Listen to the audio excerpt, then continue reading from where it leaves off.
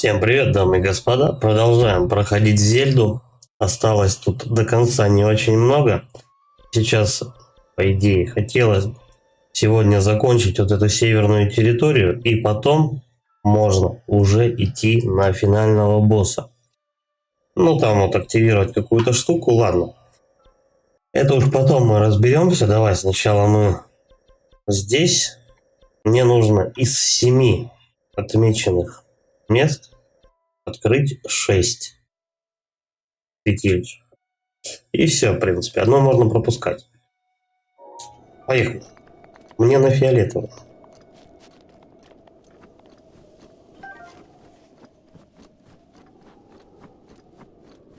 Чесать, правда, не ближний свет, но что делать? Скорее всего, придется подниматься вон туда на гору, на самый верх. Сейчас надо будет еще посмотреть, как это сделать.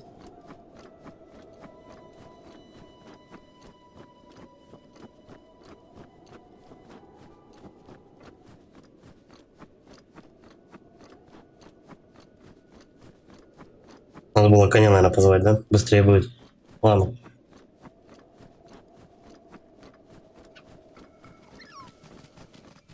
Вот на этой территории очень много вот этих вот кентавров, которые опасны со всех ног.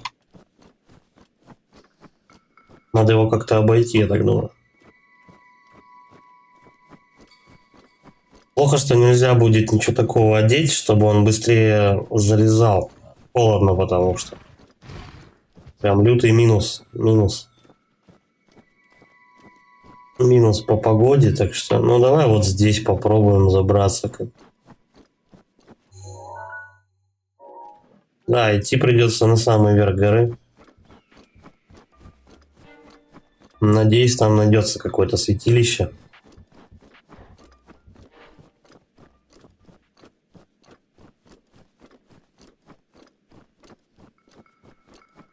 По идее, стамины мне должно хватить забраться, чтобы на любую гору.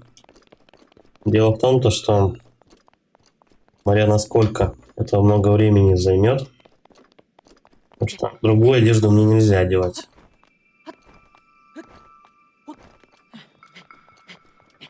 Так, ну уже лучше. Давай еще выше. Там как-то вот так вот она расположена. Может быть, вот на том холме, который более такой плоский.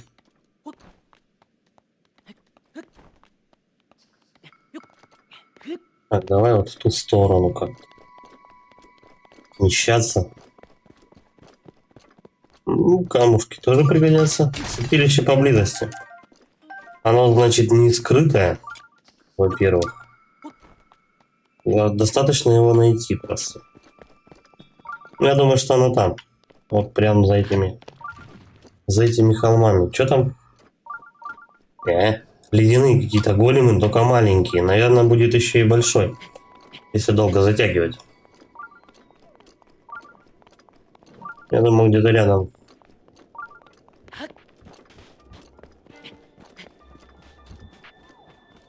Так, это у нас штука магнитная. Так.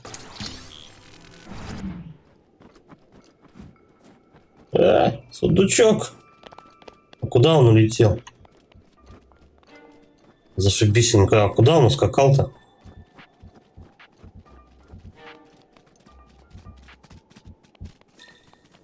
Че, волки носятся? Уходила. Где сундук-то?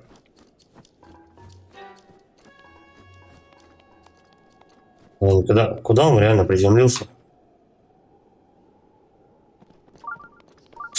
Идите вы в жопу, вот серьезно с этим. Ну куда он просто? Он просто скатился вниз. А где он, я не знаю. Че мне тут? Вечно по горам, что ли, этим шастаю? Я даже не знаю, куда он по инерции это залез. Куда он улетел. Может, сюда, вниз? Так, все. Ай-яй-яй-яй. Я сейчас сам просто свалюсь, пока этот сундук ищу. Не думаю, что там будет что-то прям очень важное и интересное, но максимум оружие, либо какой-нибудь камень. Прям интересное какое-то оружие. Это у нас в святилищах можно найти, либо после боссов. Еще один. Ну, надеюсь, я хоть этот-то не просру.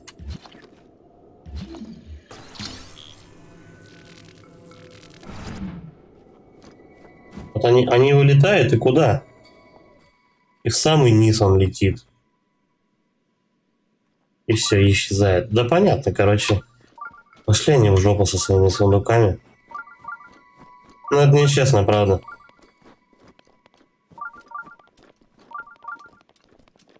Потом за ним 10 лет еще бежать. Не хочу. И потом обратно еще подниматься. Вон он, святилище. Она внизу. Под вот этим платом. Аккуратненько спустимся. И все.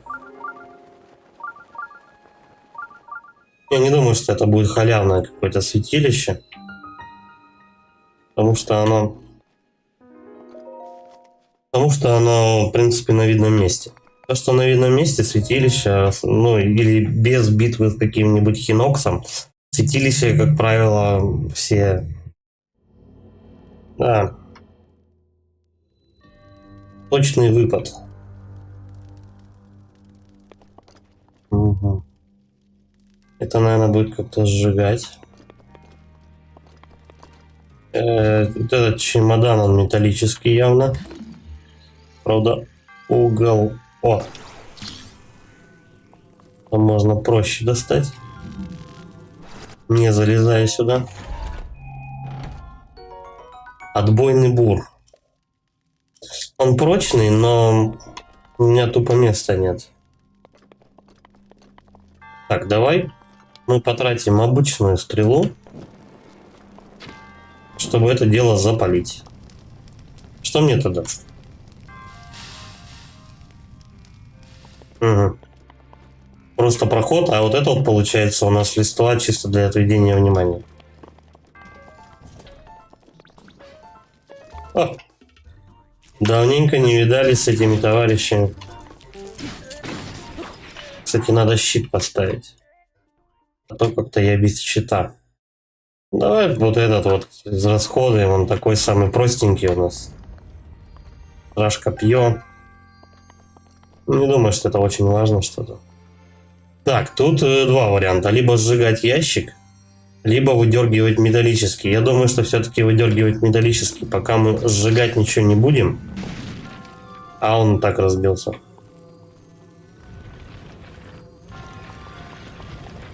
Вот этого окошка вполне хватит, чтобы этот ящик протащить и взять вот тот сундук, который я уже взял.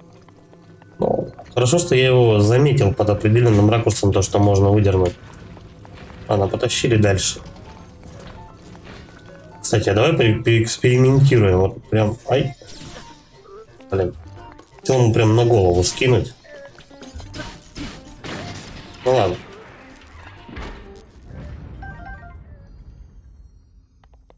Страж копье.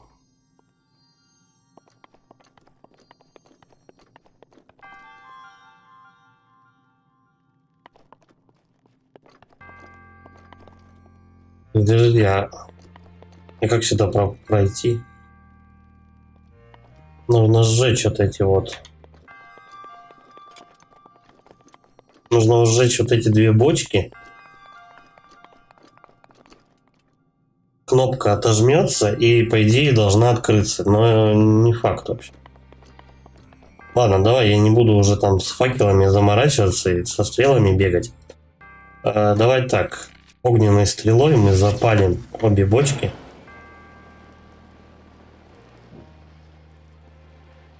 Они же деревянные, правильно?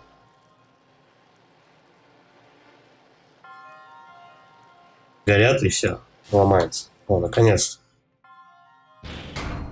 Да, что и требовалось доказать, но возможно еще сюда придется вот этот вот кубик тащить. Он же не просто так тут. Ключ мало. А типа все? Все святилище? Что тогда вот тут за лестница? А она путь сокращает просто. Понятно. Но это несложное тогда. Если это все, то это несложное было святилище. Да, все, конец, слушай.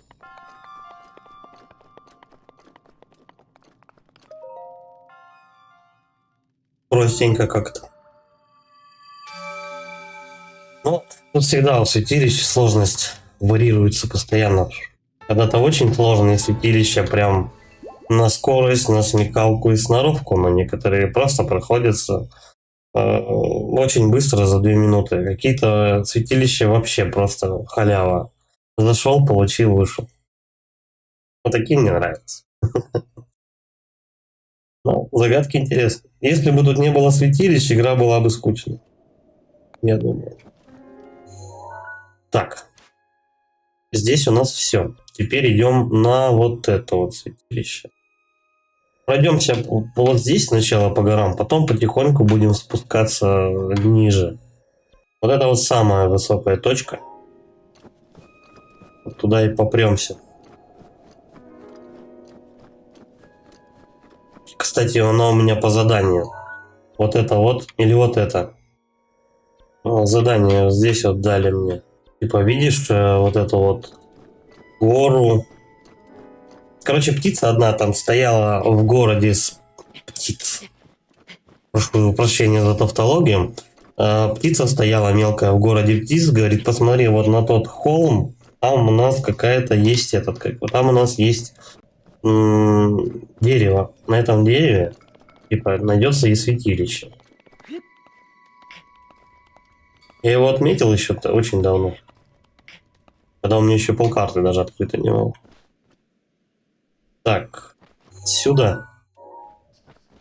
Ровнее как-то.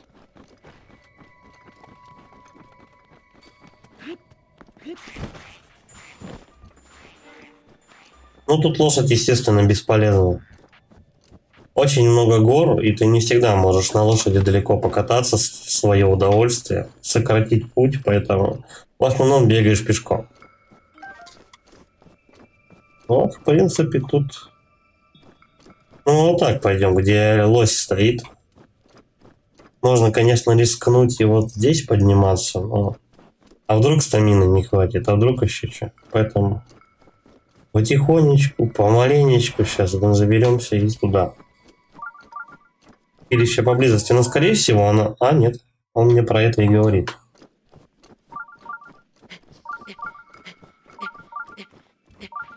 Другой он пока еще не видит просто радар. Вот, и по сути все, вот эти вот 7 святилищ осталось. И типа хэппи-энд, конец игры. Вот вне стрима одну локацию зачистил с короками. И все, в принципе.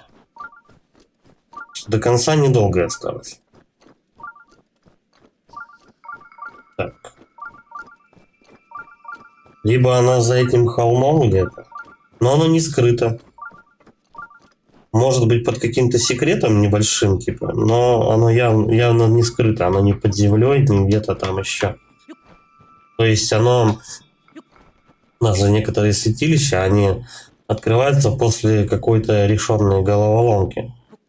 Типа там нужно во время падения лучей света в 12 часов, допустим, дня что-то взять, там, сделать, стрельнуть куда-нибудь с лука там и так далее. Тогда вот это святилище откроется. Здесь иначе. Оно на поверхности где-то перестало сигналить. Ага. Это у меня зеленое, да, отмечается. Так. Вот, а зеленое мы тогда исключаем, потому что я вот это уже увидел. Но идем мы все равно на красное. Оно перестало сигналить. Бля, о, попадос. Я думал, я правильно иду.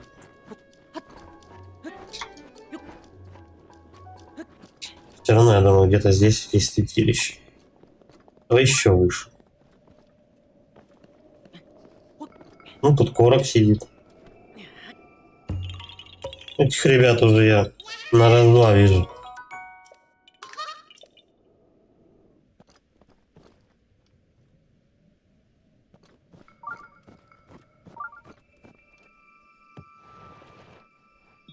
Ага.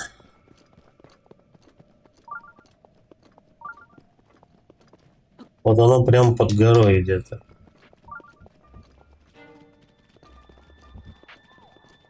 Ладно, я пока спускаться не буду. Пойдем на видимое святилище, очевидно. Дойдем пока туда. Потом будем еще повнимательнее осматривать это. Она может быть где-то в скале запросто вообще. Ну вот тут вот оно может быть. Нет. Хотя есть резон растопить его.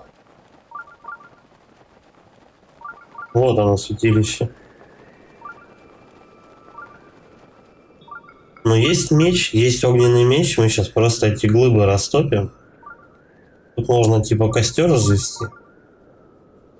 Ладно, сейчас посмотрим, как это повыгоднее сделать. Факт в том, то, что оно нашлось.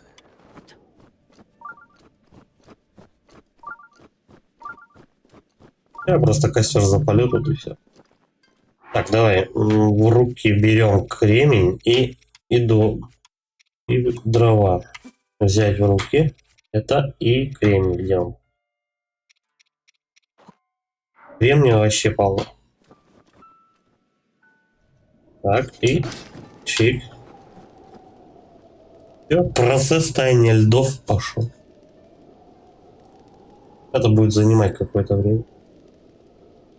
Придется подождать. Можно, в принципе, два, если что, запалить. Ну, тут, скорее всего, даже три придется сжечь костра. Ничего не поделаешь.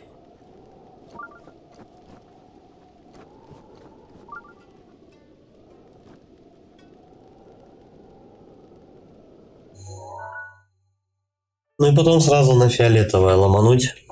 Она тут вообще недалеко. Просто по прямой пройти. Будем ждать, пока все растает, что делать.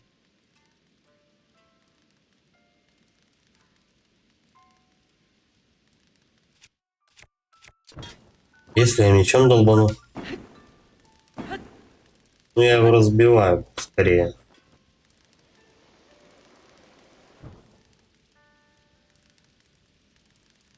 Тут же еще третья глыба. Ладно, мы еще, если что, костер запалим. Дров полно, кремния тоже, так что их все равно девать некуда. Можно пособирать их. Тут у нас какой-то враг стопудово замерзший. Нет, это камень, кстати.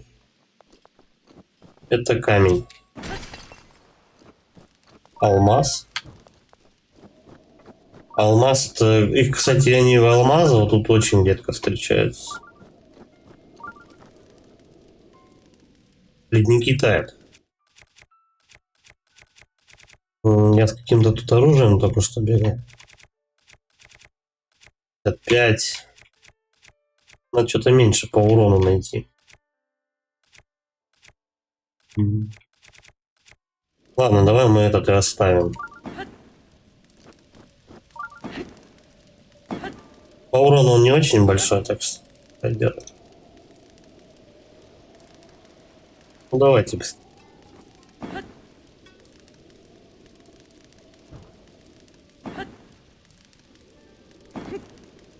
О, у нас тут враг будет. А может и не один. Ну хорошо то, что не надо соблюдать прям расстояние. Костер горит, и они все равно плавятся. Сейчас у нас дружище мамонт оттает, мы его забодаем. Попадем в святилище. Хотя можно уже и так пробраться. Надо ждать до конца. Панелька-то закрыта. Окей. Причем они тают все вместе. Этот перестал таять. Ускорим процесс. Если что, стрелами добью.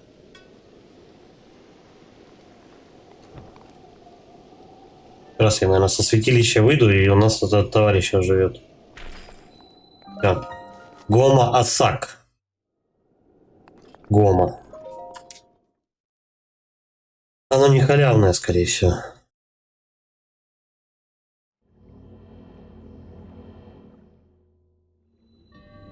Испытание силы 3. Оу май. Все в воде. Есть, конечно, резон. Так, ну давай сначала мы оденемся. Тут все в воде, есть резон просто долбануть его электрическими выстрелами. Давай одежду сначала. Я хочу просто поэкспериментировать, получится ли сильнее его задамажить, если у тебя вот так. Ну, трясется что-то. Особо разницы никакой, но эта штука неплохо его станет. Правда, урон вообще никакой.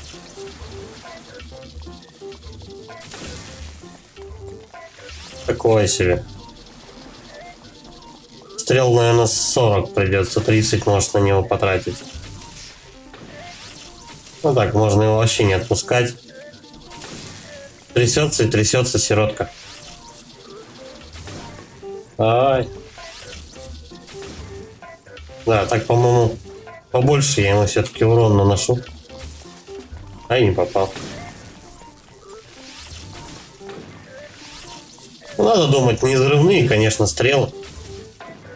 Одной стрелой можно типа его станить, а в другой полупить в него прям. Станем и добиваем. Чик. Главное вот в диапазоне держаться тихо. Ну да, вот это сломаем лук.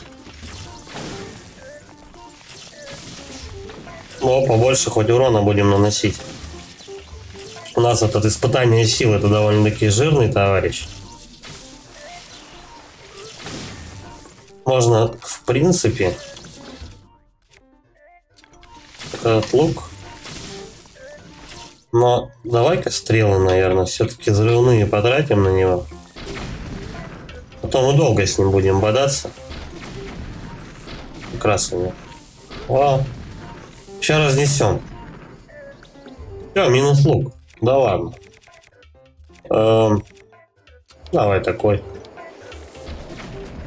Хорошо, когда есть выбор.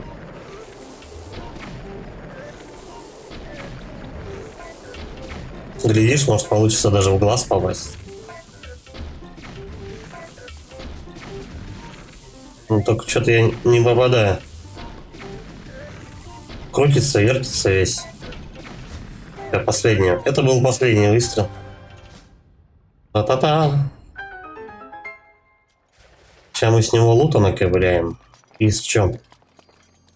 Страж копье, ладно. Так. Что мы можем выкинуть?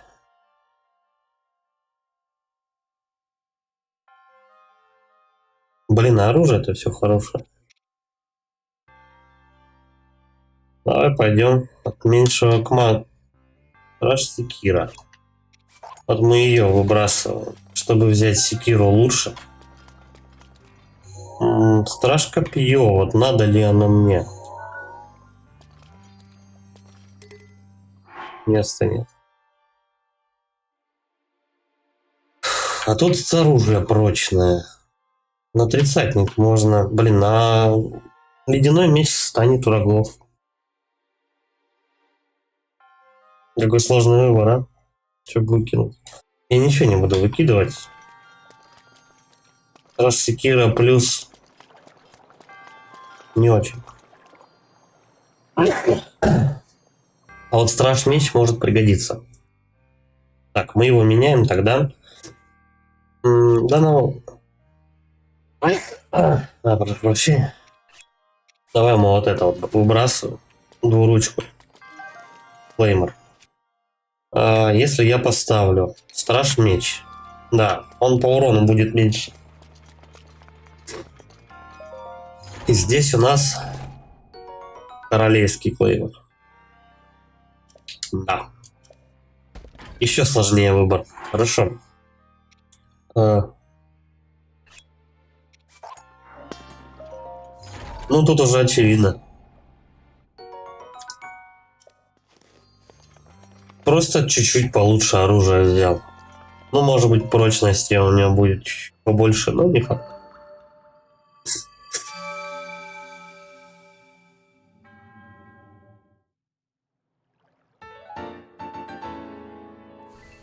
Так, я уже себе 2 сердца могу добавить. Но я пока не буду торопиться, давай уж все пройдем, насколько успеем. Если так хорошо пойдет, то, в принципе, сегодня можно уже и попробовать сходить на испытание Зельды, который меч выдергивает. Ой, Зельдовский. Зельдовский. Посмотрим, как что. Надо переодеться, кстати.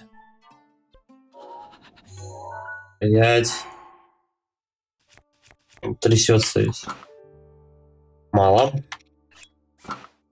Вот так. Шлем я оставляю, потому что у меня больше прокачан всего. Серьезно, мне опять надо их топить? А давай я попробую вылезти. Почему не вылезает? Потому что тоже замерзшее все.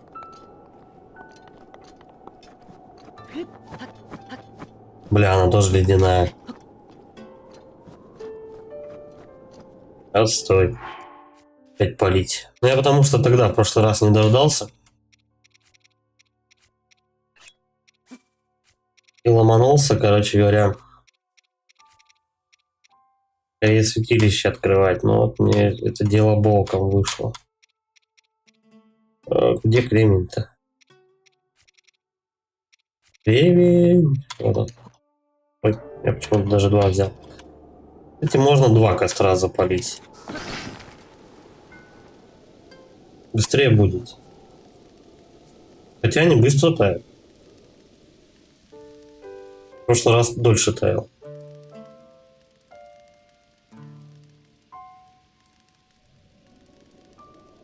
Я подожду просто. И нужно какой-то вот королевский меч. Что попроще поставить, а то у меня как-то больно борзо урон тут. 50. Давай королевский меч.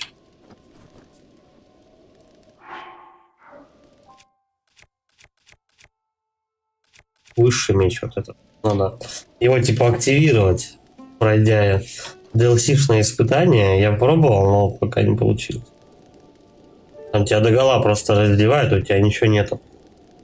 Вообще никакого оружия. И ты типа должен потихоньку по ступеням это проходить. То одного гоблина завалишь, там с него оружие вытащишь, другого гоблина и так далее. Там стрел наберешь, тут еще что-нибудь. Мне еды просто не хватило, потому что там все забирают на том испытании. Еды не хватило, и поэтому я подох, и оно... Ну, я уже заново начинать не начал, не стал уже, потому что, ну, там реально долго все. Там минут 20 надо. А если ты проигрываешь, то все заново. Хранение, естественно, не поможет.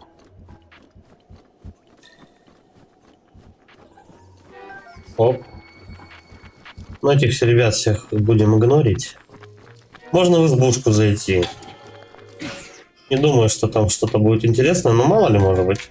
Может быть, кто-то там живет. Что-нибудь расскажет мне интересную историю какую-нибудь. Может быть, квест по открытию святилища тут находится. Так. Ну, тут можно еды приготовить. Пока не нуждаюсь, ну давай. Привет, добро пожаловать в самые редконаселенные горы в мире. Раз ты сюда пришел, значит хочешь поучиться щитбордингу у бывшей чемпионки мира. Нет. Жаль, я бы с удовольствием посмотрел, как ты катаешься. Она мне предложит испытание. Накататься, ну, чтобы покататься на щите. Надо будет гонку пройти. Меня больше интересует их святилище. Я не знаю, если оно не активно, то придется проходить. А дано. Нет, все нормально, пускай.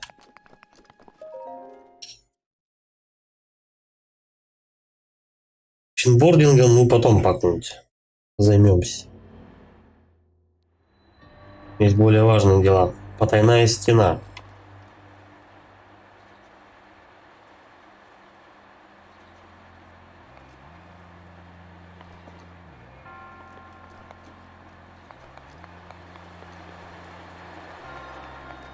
Нужно шарик как-то запихнуть в эту ячейку. Но его, скорее всего, будет ветром сдувать. А чтобы его не сдувало ветром, мы его прикроем кубиком.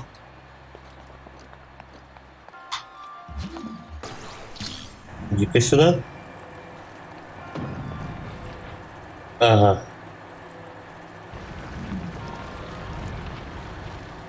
Подожди. Кубик, походу, тут и не нужен особо.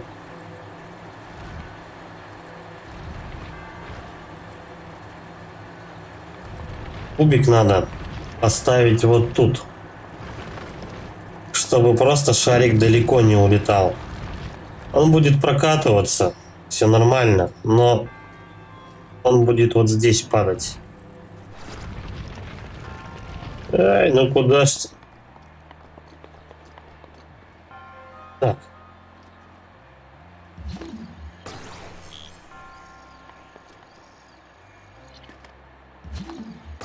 Я думал, как-то кубик можно по-другому зафиксировать.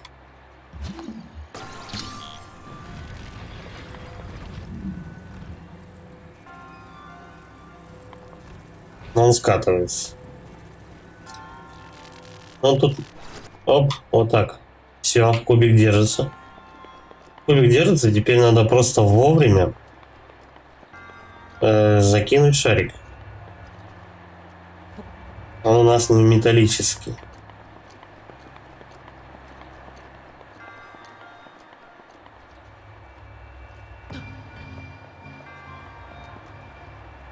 Зачем тогда вообще эти вентиляторы? Если дырка есть. Ага.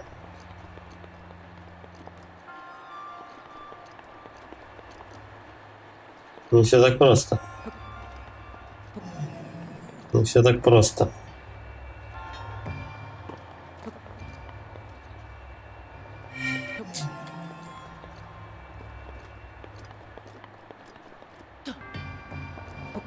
Блин, теперь попробую его вытащить оттуда. Хотя он вот так вот пойдет. Чик. Чик. Мне нужно прям там стоять, на платформе. Причем кидать в определенный момент времени. Да, и потом наверх. Сундук я уже собирать не буду. Ну, если я... Так, а в какой момент времени? Надо тайминг прям соблюсти. Давай так. Посмотрим. Чик. Чуть-чуть. Надо запоминать положение вот этой площадки, которая которая двигается. И так, чтобы она попадала точно в момент, шарик прокатывался, когда эта площадка соединяется со стенкой.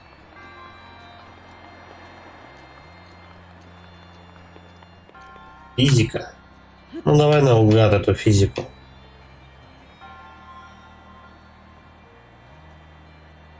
Успел. Отлично. Вот, и кубик не дал ему укатиться. Совсем. Он застрял. Падла.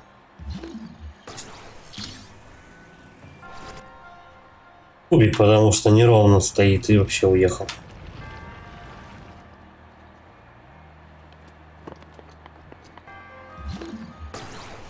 Надо куб ровнее ставить. Он прям в ребре у него там где-то застрял и все. Отстой.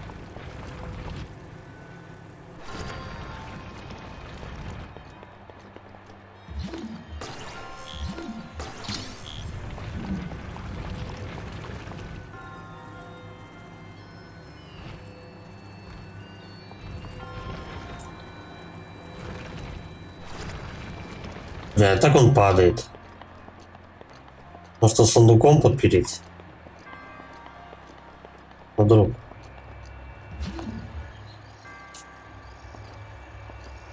Вот. Иди сюда.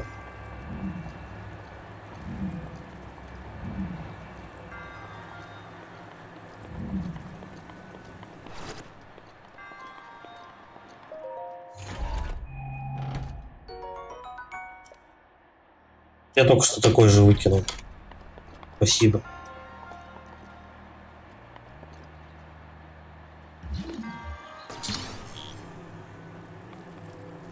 Ну, это квадрат светится.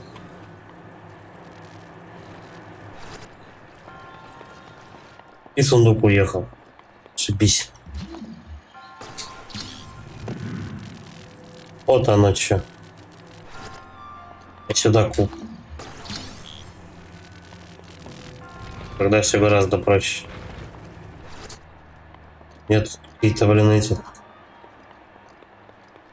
Херней страдаю. Эксперимент.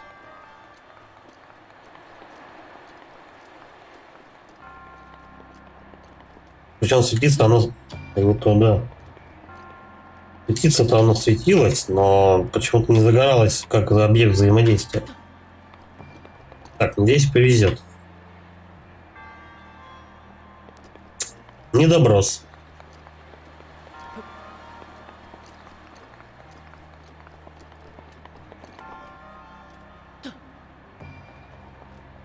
О, полетели. Не успеет.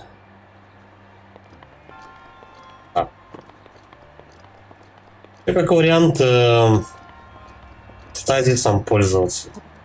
Я не знаю, дотянется ли у меня этот стазис туда. Скорее всего, нет.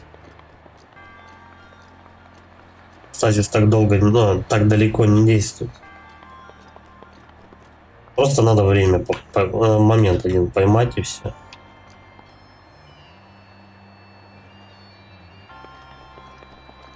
Да почти. Угу.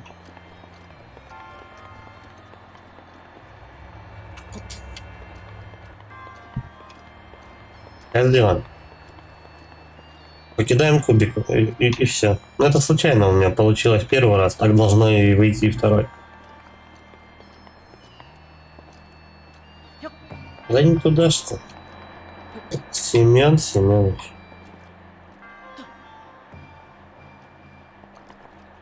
Катись. Не успеет.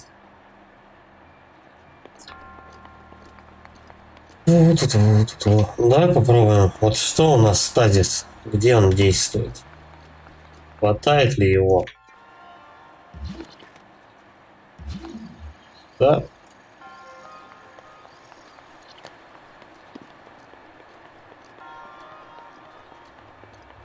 Только надо выгадать время.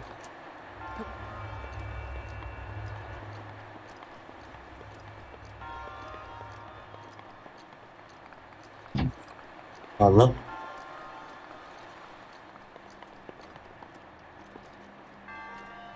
Бросаем. Стазис быстрее. Не очень, да?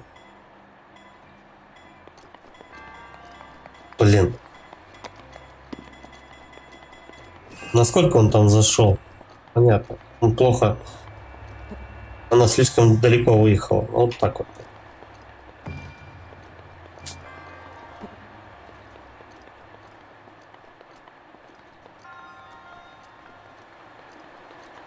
Для шарика, в принципе, вполне времени хватает, чтобы он до туда докатился. Чик. Да, ну. Вот. Ну, платформа тоже плоховато заехала, не до конца. Пойдет. Оп, и поехали вверх.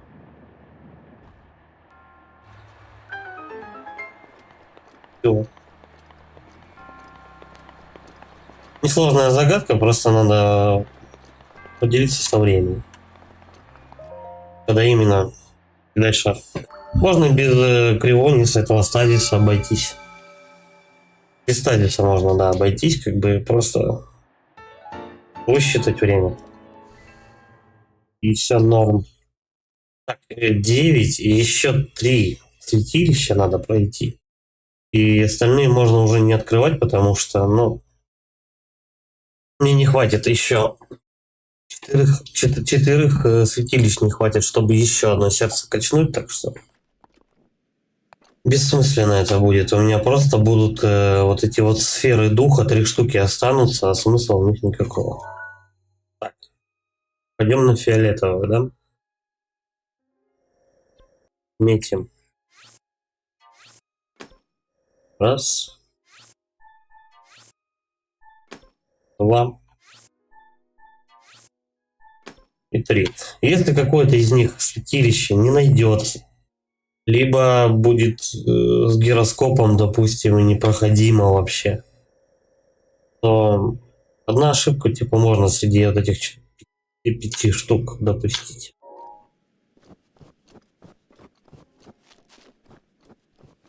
Так, ну погнали на фиолетовый. Вот туда как раз.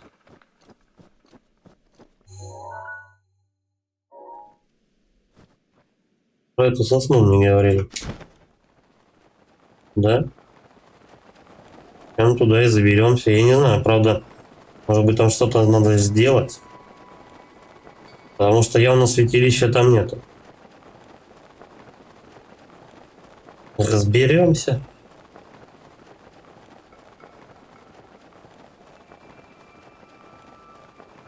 Груда камней какая-то.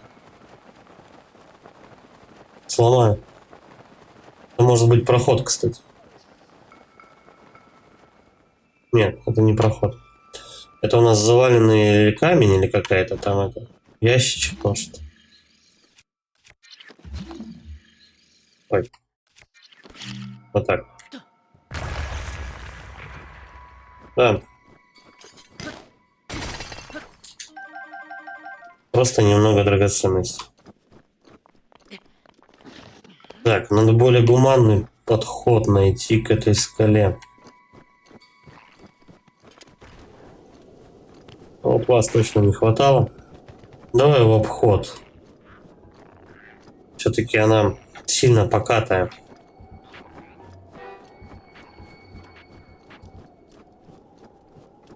Если бы температура была бы не минусовая, я бы по-любому туда полез, вот прям по склону вообще.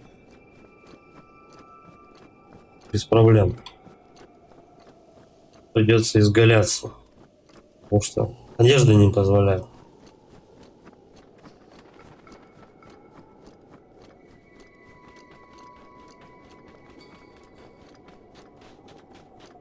И получается, что если и вот эти 5 святилищ, которые остались, все равно у тебя до конца не получается прокачать стамину и сердца. Либо качаешь что-то одно. Я думал, святилищ вполне достаточно для того, чтобы прокачаться полностью. Но в итоге получается как? Я прошел все святилища, кроме одного. Ну, вот эти вот 5 штук еще остались. И одно я только святилище не прошел. Может, я еще где-то что-то пропустил, конечно, не знаю. Так.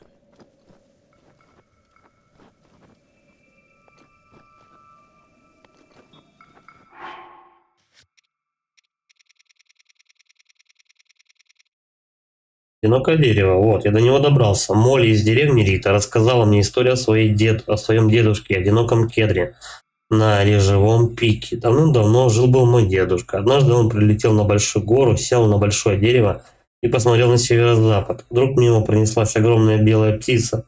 Дедушка полетел за ней и увидел в ее животе кое-что очень важное. Они меня на эту сосну заставляют лезть, да? Сейчас сохранись. Мало ли что там будет наверху.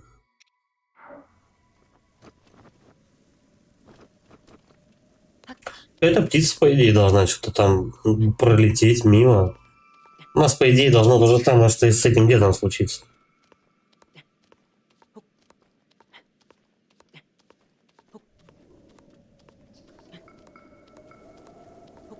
На северо-запад он посмотрел.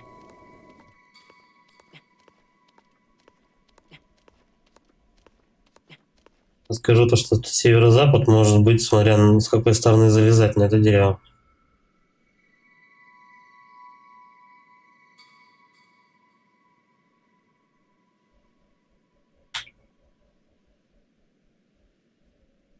И что? Я никаких птиц белых не вижу.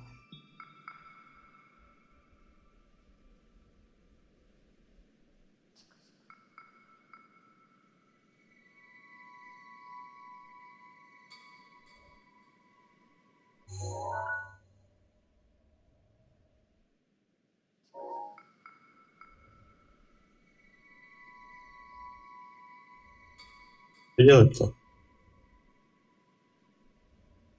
Деда молодец, конечно. То, что залез.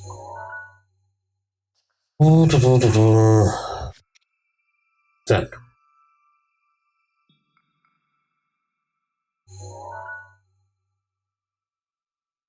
Ну да, это оно. Это место.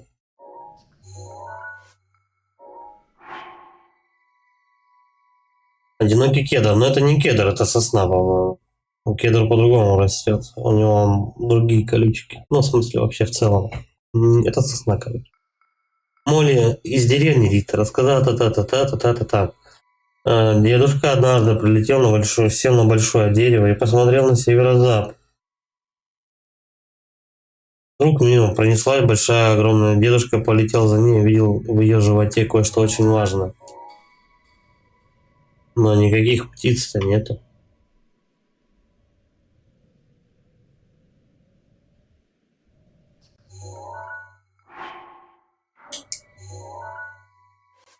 Давай это отметим как задать. Так.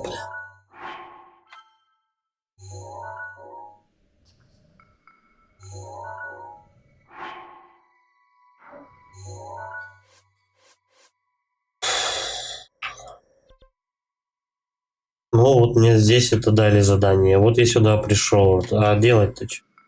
Я птица тут.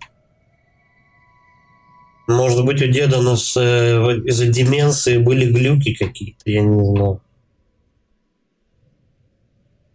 Реально птиц никаких нет.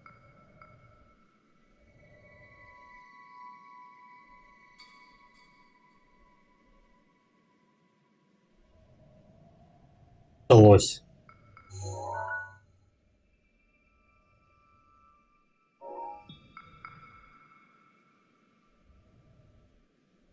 Посмотрел на северо-запад.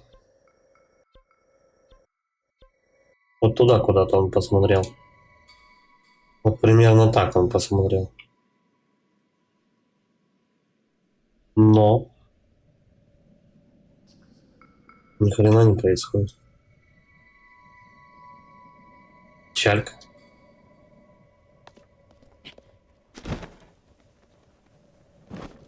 Не знаю. Дед может быть пиздоболом. Привет, отличного стрима. Здорово, Серега. Чего такой красный в фильтре на вебке? Кто-то чат не читает, работает с сообществом фанатов страдает. Чат исправим. Так, не такой красный я. Я тут увлекся, просто задание прохожу. Говорит, залезь на дерево и увидишь какую-то белую птицу на северо-западе. Тут, блядь, ни одной птицы. Может быть, конечно. Тут надо эту птицу пасти в определенный момент времени. Но это не точно. Ладно, пошли на желтую отметку.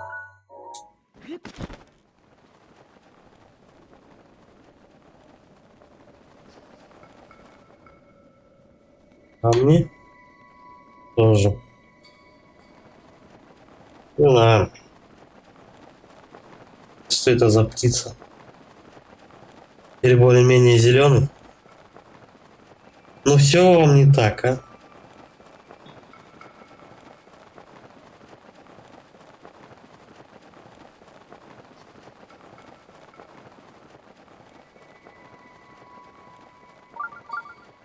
Он еще какое-то святилище. А почему? А, от него и лечу. Все верно. Давай я сегодня буду красным.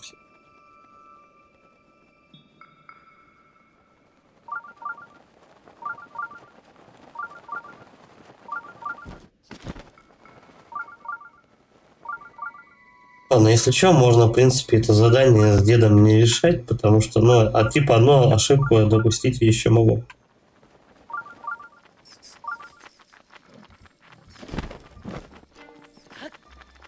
Но это тоже не халявное. Будет святилище. Как у тебя дела? Я вот в отпуске вкалываю весь день. Но мне сегодня вот в ночь. Завтра в больницу надо сходить. Одиноко? Блять. Серьезно? Это и было...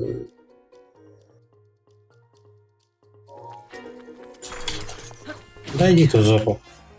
Короче, загадка с дедом, это и есть, короче говоря, то самое, вот это вот.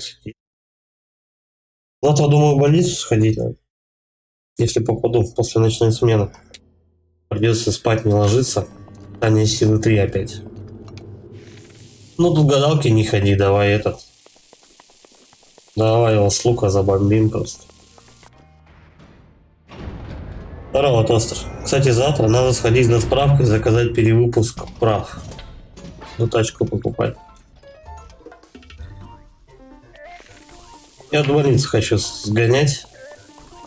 Что-то у меня какой-то этот прыщик подозрительный.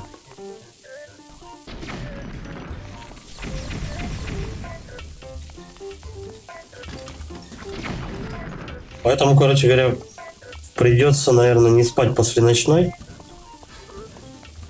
И, наверное, весь день протусить в больнице. Просто сначала, пока тебя к терапевту. Пока тебя к терапевту отправят, потом еще куда-нибудь отправят.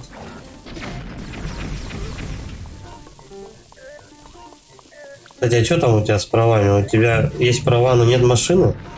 Это же вроде была какая-то тачка, если я не ошибаюсь. Он для слабаков, особенно в больничке. Да, это вообще труба, там с бабками опять сидеть, это жопа, блин.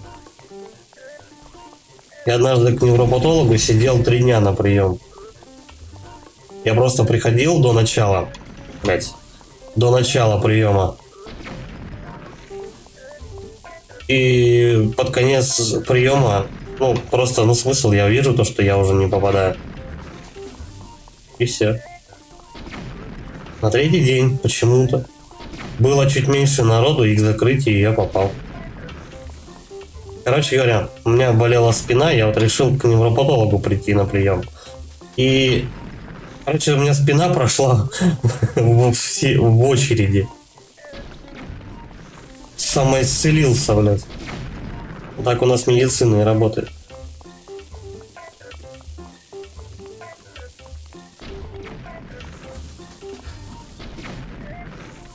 Что-то эта хуй-куколка за мной прям бегала, что-то странно. У меня права закончились 5 лет назад, надо новую. Тачку продал давно, вот теперь нужна новая. Ребенок, все дела. Ну да, тут уже никак иначе в больничку съездить и так далее. Машина пригодится. Там еще сиденье всякое надо покупать, забавы разные. Я ему прямо в глаз попал. Блять, это задолбал. А, вы можете чем-нибудь его другим захерачить. Ну серьезно, сколько можно стрел-то на него тратить? Уже 20-ка, наверное, улетела.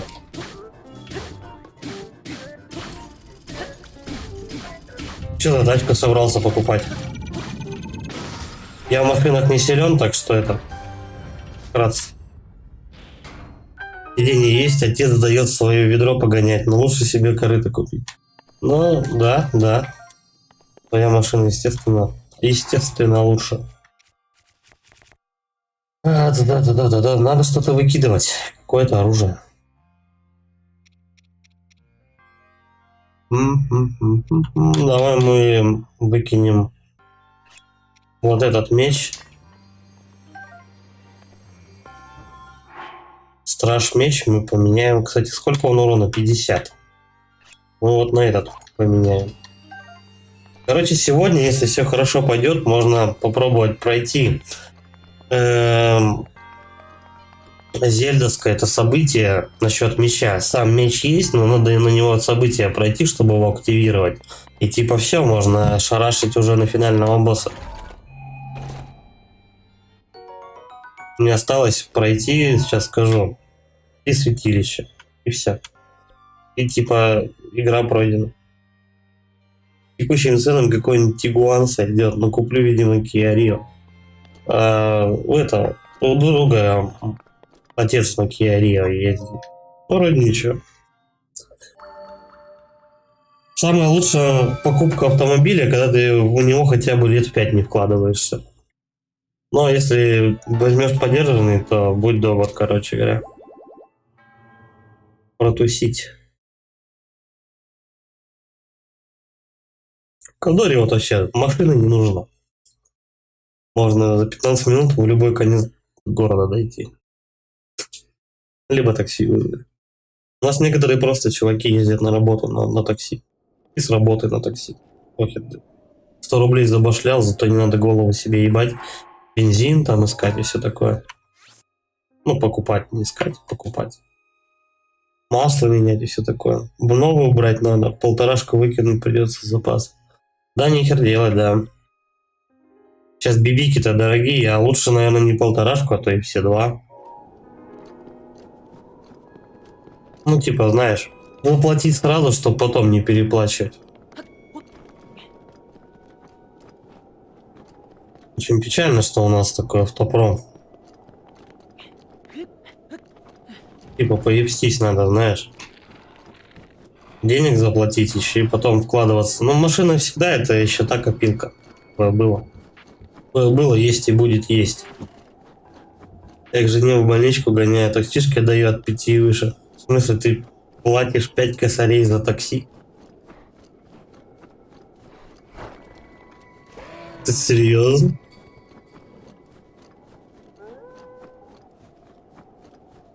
Ну да, я не ошибся. Бля, тут не погода, конечно. Ну, плохо полетели. Будем идти по приборам.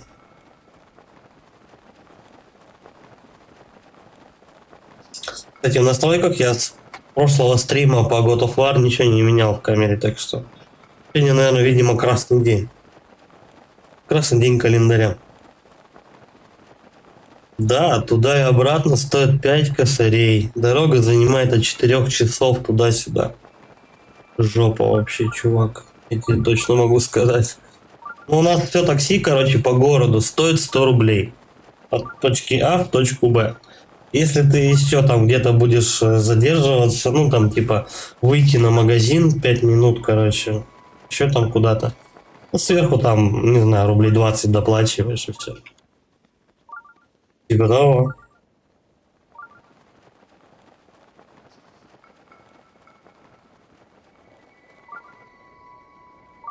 По-моему, до Кировска или Апатит, чтобы доехать, стоит как раз, по-моему, 1004, наверное, сейчас. То есть 200 километров за 2 часа езды в такси в другой город где-то 1004 обойдется, наверное. Надо пиздос, просто 5 косарей отдать, чтобы в такси съездить до жены, до больницы. Да, наверное, жаба задушила, я бы дома сидел. Онлайн бы с ним переговаривались. Ну тут от дома до магаза тоже 100 рублей. Но тут 60 километров через всю Москву с грузом. Ну, это логично, да, конечно. Просто Москва-то наша необъятная. Поэтому ты и платишь до хрена бабла.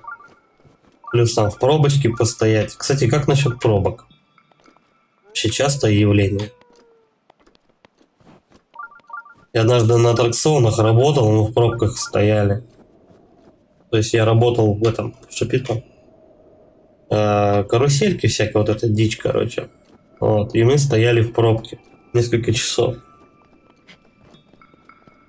Внутренний диаметр еврея негодует. Ну тогда, я не знаю, 5000 за такси, я выебнулся. Камушка не хватает. Стопудово.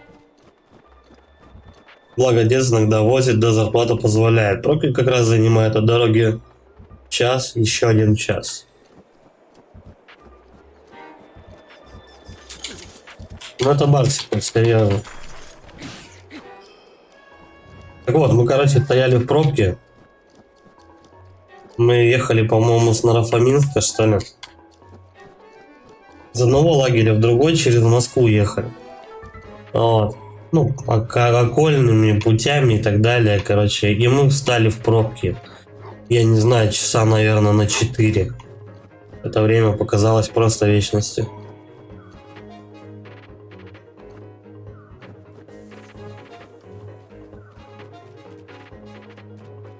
Надо что-то сделать тут. Вот не зря вот эта спираль тут прямо.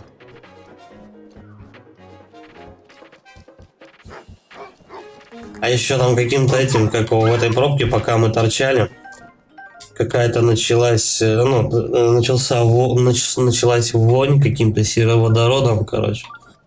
Эти тетки, которые заправляли этим Шапито, начали там продукты доставать, короче, ну, типа перекусить, там, поесть они решили, короче. И вот этот вот помесь сероводорода, вот этой пробочного запаха, вместе с этими бутербродами, я сижу, мне мутит, мне хуево. Блевать хочу, они жрут там в обе щеки. А мы еще и голодные, к тому же. Нас обещали покормить, нас не покормили еще. Вот такая жопа, я охуел, короче, в этой пробке тусить. Я вот по утрам в офис езжу иногда до Кремля, ехать час, еще час на пробке, цена 2000, пиздос. На работу съездить 2000 стоит. Хуеть вообще. Да, кстати, королевскому мечу. Давай какой-нибудь попроще потратим. Что-то они все тут вкусненькие у меня. Ну давай за 50.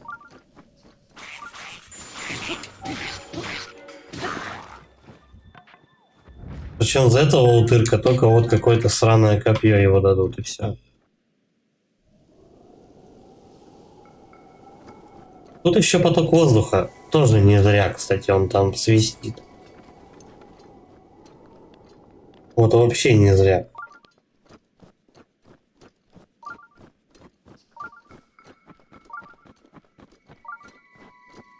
Возможно, надо типа с разгона туда долбануть чем-нибудь в центр этой спирали. Можно на маршрутке в давке, потом в метро в давке. Пешком. И цена будет 130 рублей по времени до 1,5 часов. Ну, это понятное дело. Типа ты можешь сэкономить, но, короче говоря, без комфорта, скажем так. А так ты жопой сел, короче говоря, и тебя доперли куда надо. Понятное дело, и плати как бы больше, или, исключая комфорт, короче, можешь ехать дешевле. Как всегда было. Короче, у меня предположение, то, что куда-то в спираль надо поставить вот эту камень, короче. Да не так надо. Очень жаль.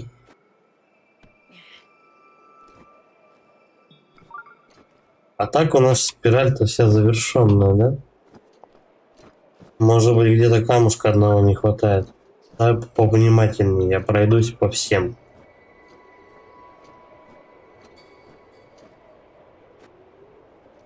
Ну, катится. Так, ну вроде все тут камни на месте.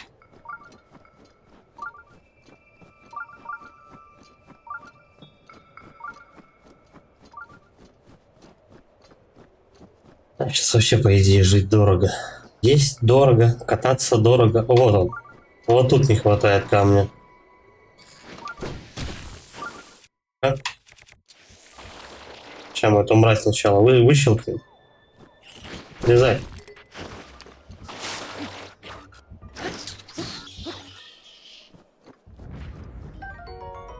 Морозная форель. Как осьминоги, который ползает под снегом, может лежать внутри этого осьминога форель, блядь? Что такое? Да, камня не хватает не в центре, его не хватает вот тут. Но, возможно, это вообще корокское испытание. Да, это корокское испытание.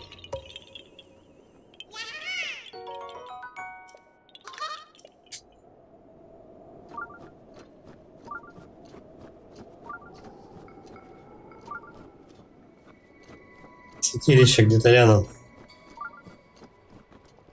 Не факт, что даже наверху.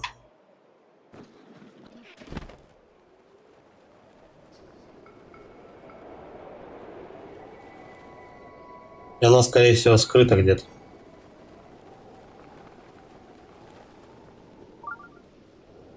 Вот тут, допустим, где-нибудь.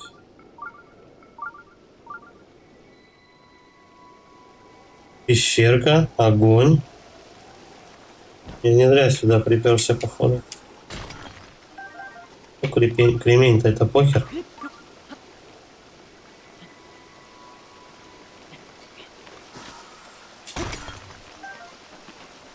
Ладно, я не буду больше меч тупить.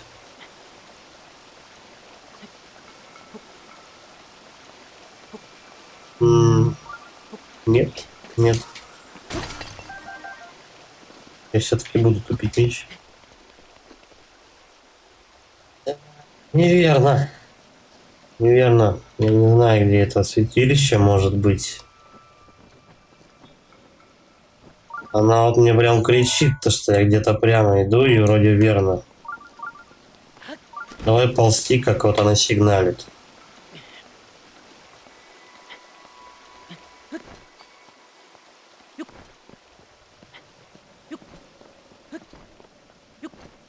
Бля, она может быть, кстати, под водопадом. Или нет?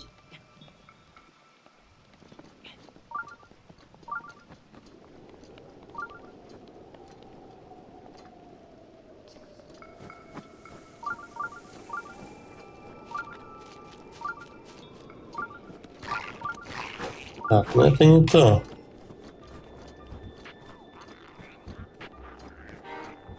Бля, ну где же она?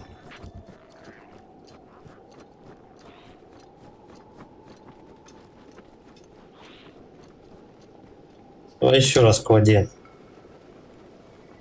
Что-то мне подсказывает, оно прям за водопадом где-то.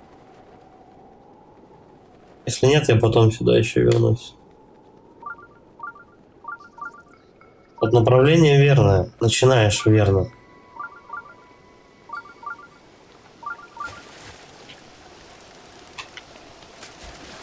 Ну как-то вжух и все. Тишина.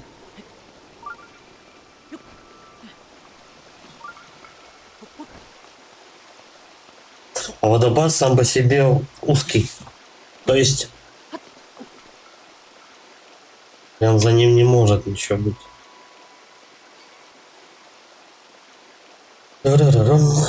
Ладно, я это дело отмечу.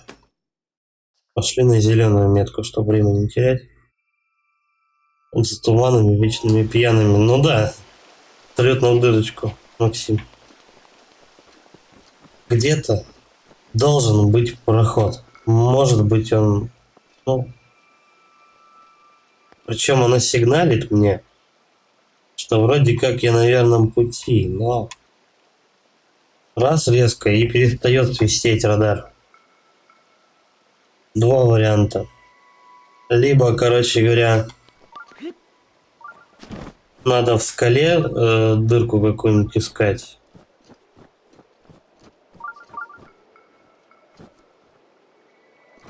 Туда бежишь, он тоже что-то сигналит. Да, я сегодня в ночь. А ты там что, как работаешь?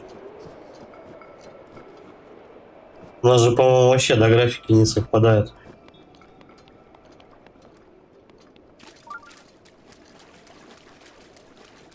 Тоже глубина поперла. Situation.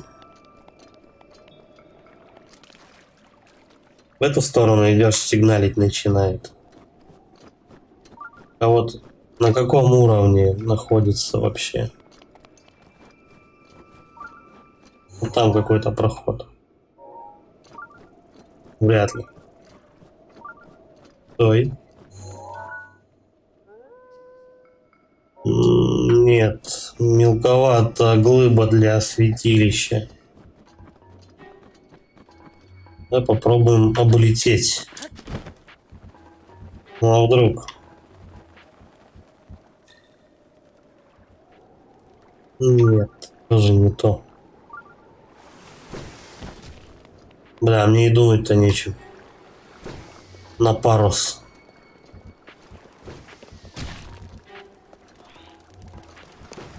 Бледво стреляет. Давай, вылезай. До свидульки. Я перехожу в другую смену 24-го, крайнее утро. Сегодня 22-е.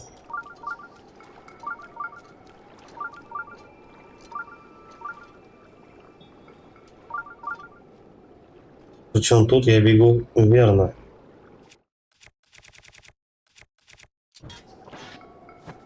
Ну, нет.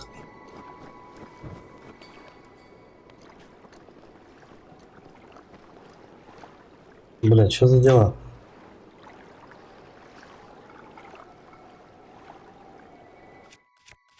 Короче, у тебя со сменами тоже, да, еще пока ничего не понятно. В плане том, то, что туда-сюда по сменам швыряет. Но у меня в конце июля отпуск вообще, оказывается.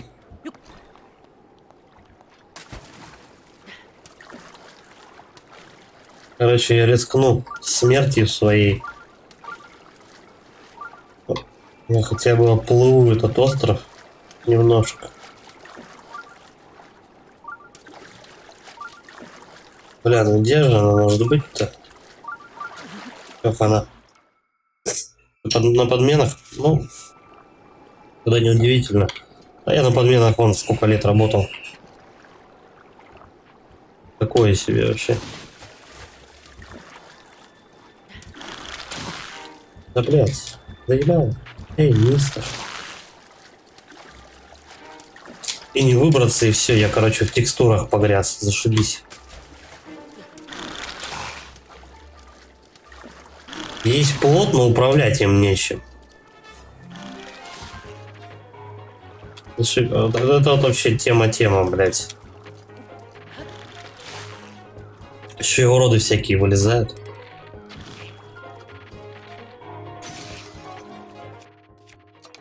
А луков я должен тут разъебать.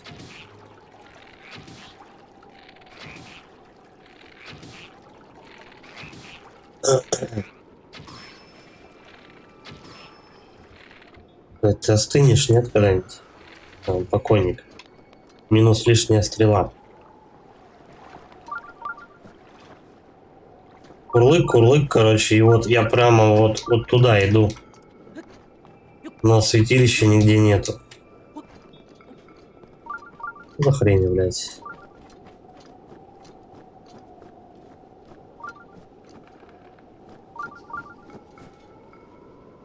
Прям четко по этому направлению.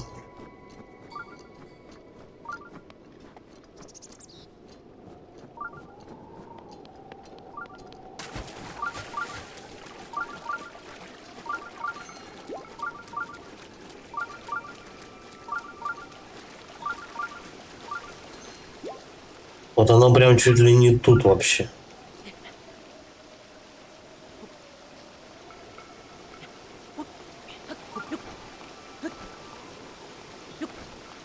Может быть, какой-то квест, правда, надо взять, хотя вряд ли. По-моему, все возможные квесты я уже типа взял. Ну, правда, далеко не все выполнил, но тем не менее.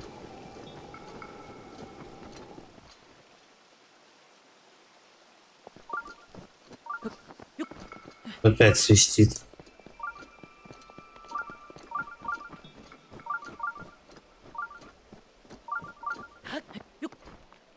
Наверное, давай толпу размотаем, вот, которая в черепе тут.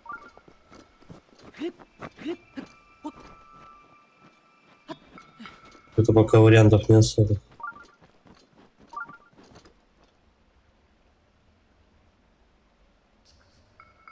Выше оно не может быть.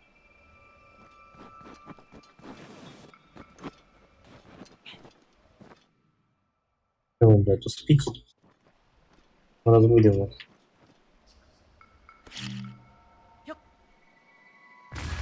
Диверсия.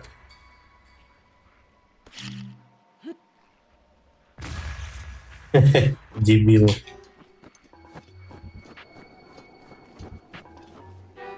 Давай, давай сюда, по одному.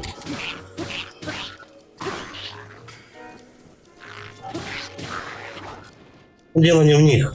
Не у них тусуется святилище.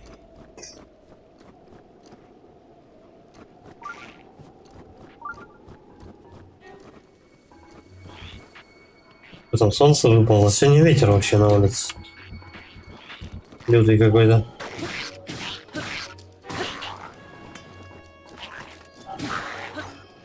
Нихера, короче, не лето у нас. Лето может быть через месяц где-нибудь. Точнее, не через месяц, наверное. Может быть, в конце июля что-нибудь погреемся дней 10. Перед тем, как воду горячую отключат.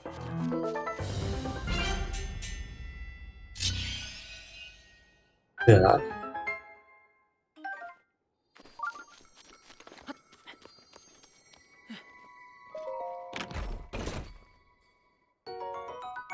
Копье пламени. Нет, я не буду его брать.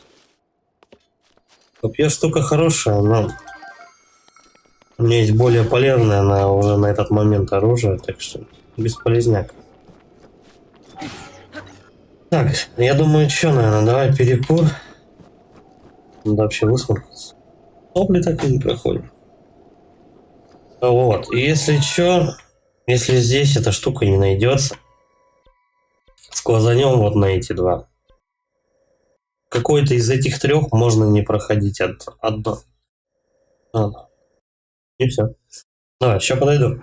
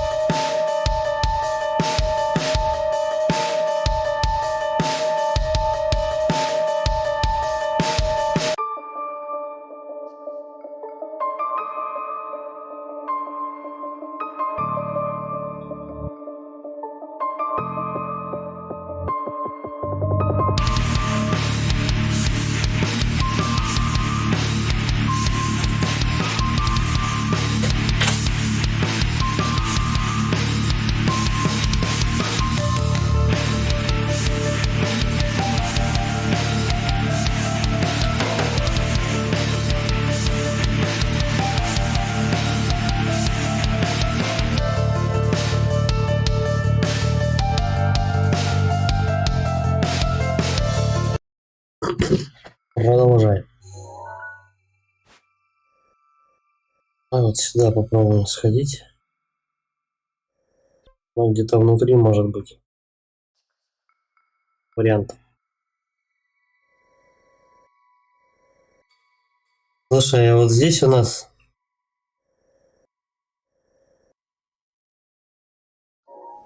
какие-то или потоки воздуха могут быть. Не знаю, посмотрим. Не туда.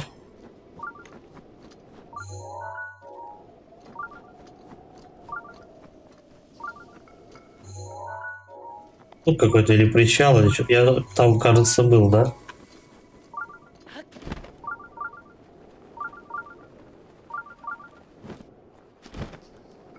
С причала рыбачил. Апостола 3.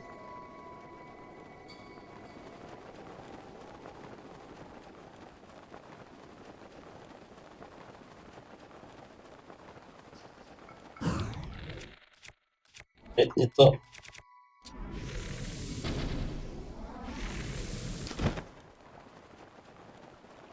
Традиционная мочи козлов. И все, я утонул.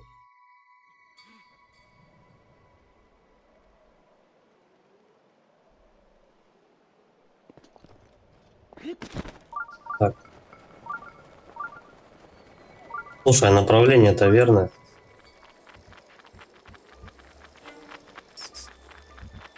Так, вот отсюда. Давай попробуем вот так долететь хотя бы. Стой, вон еще. Эть. Выше надо брать. Так. Поток воздуха.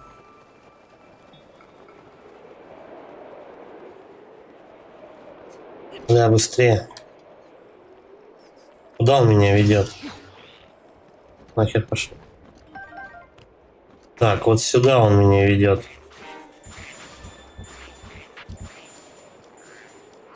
Там потому что нету, да?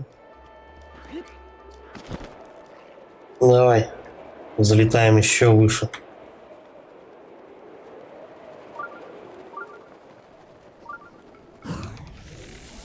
Вот так вот. Пам. Долетаем, да, еще. Меня, короче, ведут по потокам воздуха. Оп, и сюда. Потом вот сюда стреляем. А потом куда? Не вижу. Вот какой-то проход. Эть. Ёпа мать. Мне стамины не хватало. Не хватило. С самого начала. Да. А куда лететь? Лететь-то? Пидораса долбанул все равно. Так, ну ладно. Я приблизительно знаю, что делать.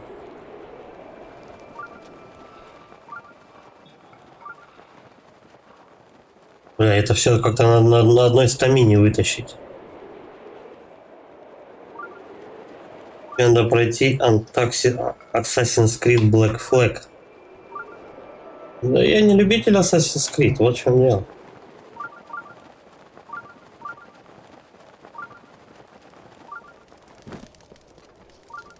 По-моему, это Assassin's Creed, по-моему, единственная, да, Black Flag у нас, которая плюс-минус хотя бы как-то играбельна.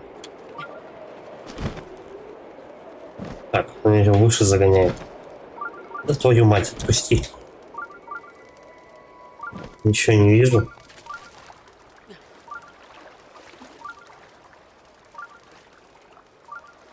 Не, эта часть тебе должна зайти. Заново закинул себе на PS4. Не, у меня даже не куплена она. Но, естественно, если играть, то на компе. Торрент-то наше все. А вот и святилище. Ништяк. Я его нашел все-таки. Вторая часть. Вот, кстати, вторую часть Ассасинов я проходил. Она неплохая. Я даже сказал, далеко неплохая.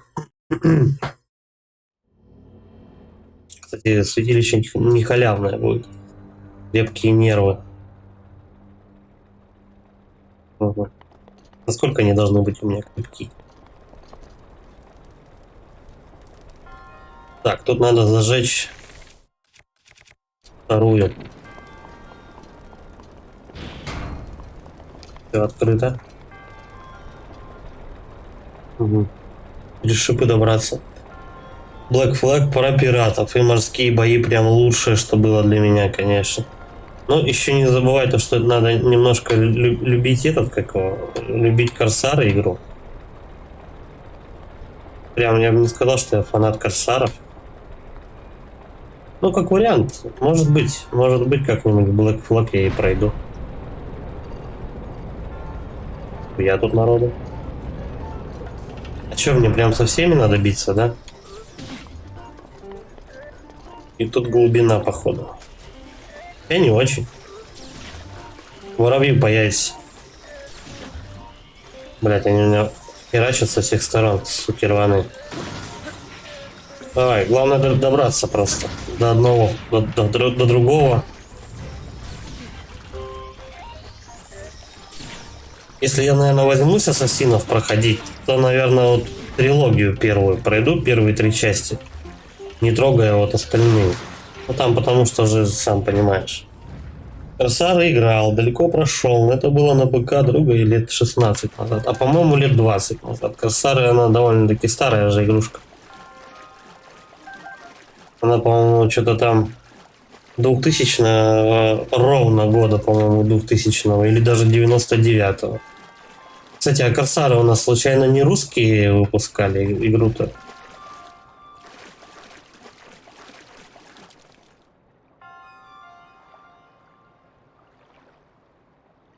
За миллион на полгода. Хорошо, не вопрос. Тебе как, сейчас перевести или чуть попозже?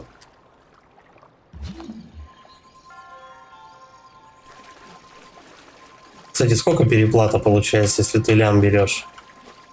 Там же, наверное, переплата еще дикая банку идет.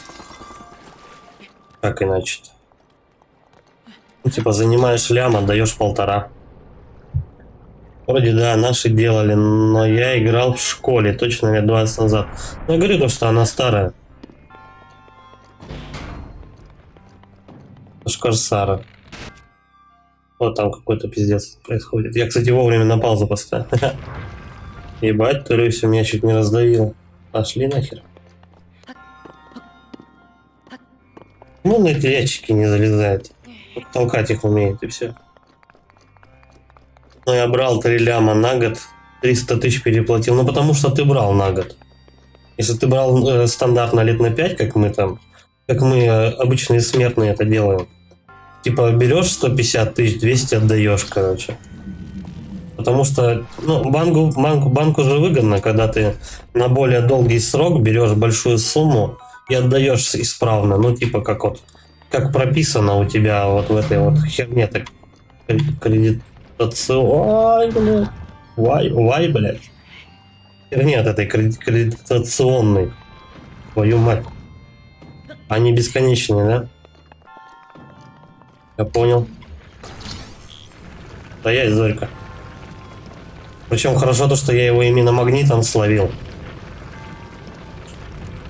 Если бы я его спробовал бы станить, у меня бы не получилось. Смотрят проценты, если 10% выплатишь от суммы в год, это 10%. Но ты не забывай то, что там банк, если ты, чем дольше ты берешь на время, ну, допустим, на 5 лет, то там уже процентная ставка 19% годовых, и, соответственно, ты перехерачиваешь уже большую сумму. Лям возьмешь, 1,5 отдашь.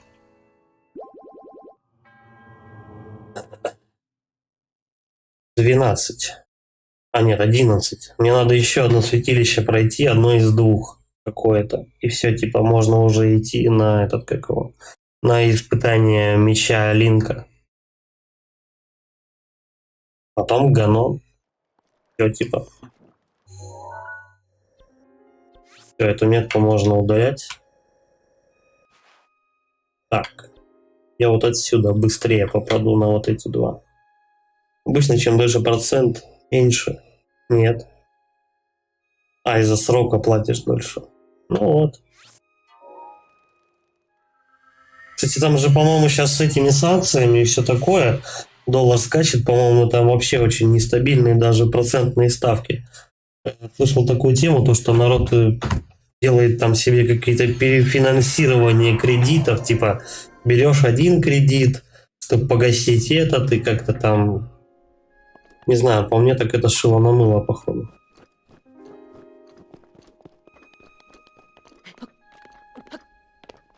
Сейчас вот Сбер мне предлагает 8 мультов, но 20% на 5 лет.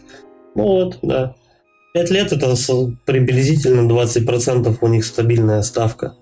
Так как за 5 лет от 8 мультов я отдал бы почти 10 мультов сверху. Ну да, им выгодна эта фишка. Большую сумму дать тебе на больший срок, чтобы ты больше им заплатил. Но это опять же с учетом того, то, что ты будешь платить, как у тебя расписано по ежемесячно. Но если ты будешь погашать это дело быстрее, ну, допустим, у тебя там расписано ежемесячно платить, ну, к примеру, там, не знаю, 20 тысяч, условно говоря, но ты будешь платить по 40 тысяч, то это банку невыгодно. Ах ты, волчара, блядь, позорная. Сып меня с лошадь. Еще эта кляча, блядь, еле едет. Тупик стоит. Любой камушек задевает. Так, давай, наверное, на зеленую пойдем, она ближе. Если ты платишь быстрее и закрываешь заранее, они тебе историю кредитную портят. Да? А если ты не сильно... Я вот сейчас... Кредит у меня есть, короче, но я его по чуть-чуть. Ну, то есть, не так жестко плачу. Типа то, что там, ну, не такая лютая переплата там. Я на рублей 500, по-моему, больше всегда плачу ежемесячно. Но я не думаю, что они прям должны из-за этой темы мне кредитную историю похерить.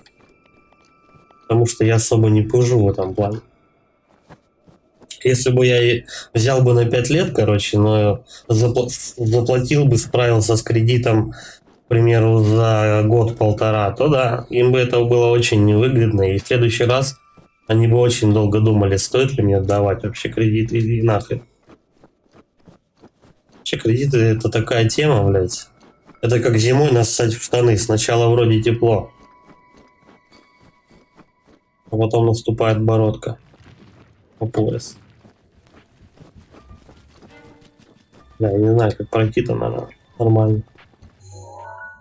И наверх надо как-то забираться. У меня тоже висит 400. Плачу им по минимуму и процент маленький. Слушай, а там, кстати, как сотруднику банка тебе есть какая-нибудь поблажка там, типа того? Как святилище поблизости. Ага. Оно прямо вот за этими воротами.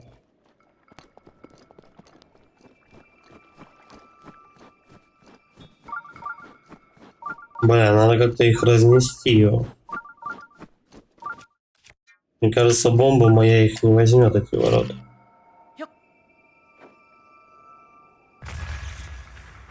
Ближе. Да, бросить, подорвать. Уем собачий. Нет.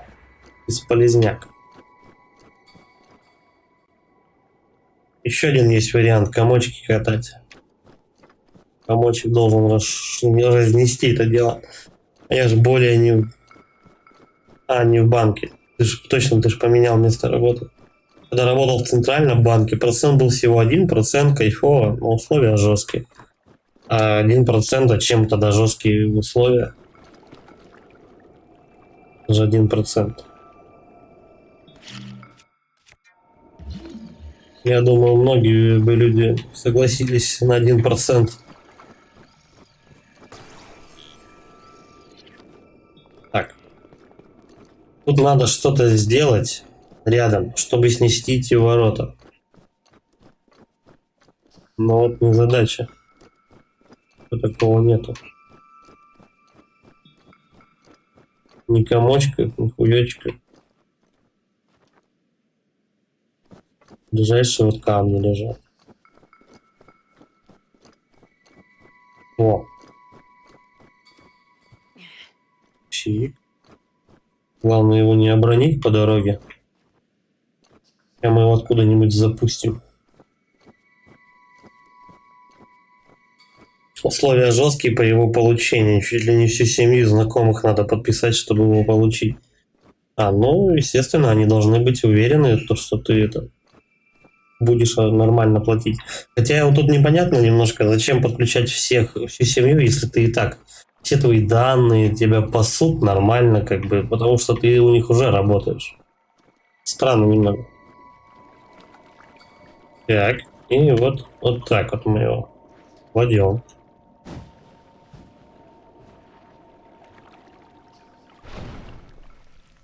С первого раза снес. Уяси. Или еще внутри. Да, вон оно. Слушай, туда добираться недолго. Это зеленая как раз отметка. Возможно, там еще что-то глубже будет.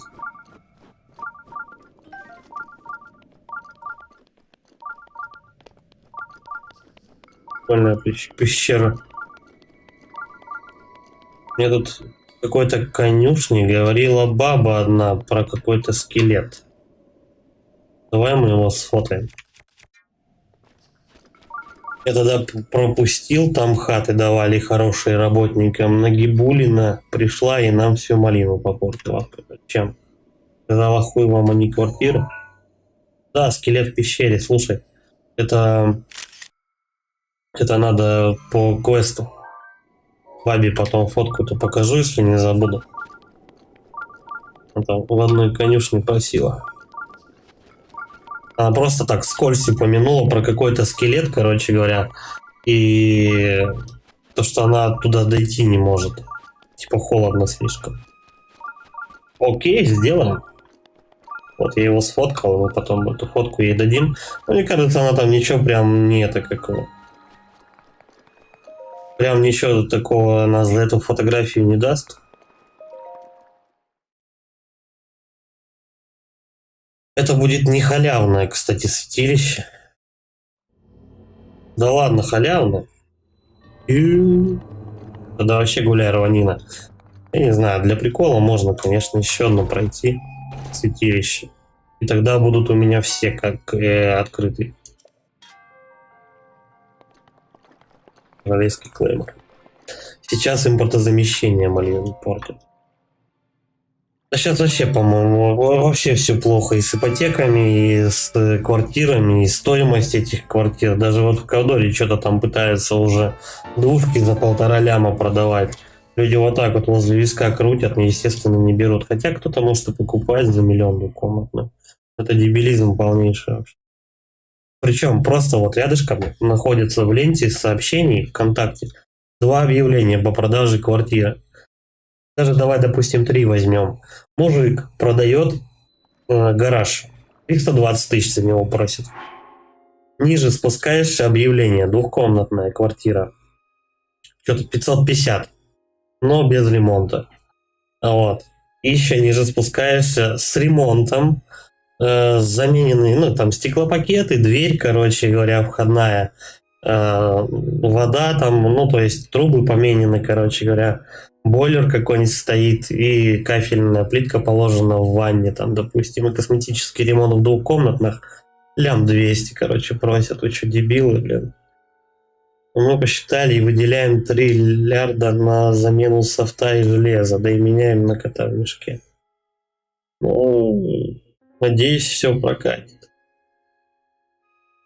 Надеюсь, кот в мешке будет это хотя бы не дохлый или не беременный. Чтобы других котят не топить потом.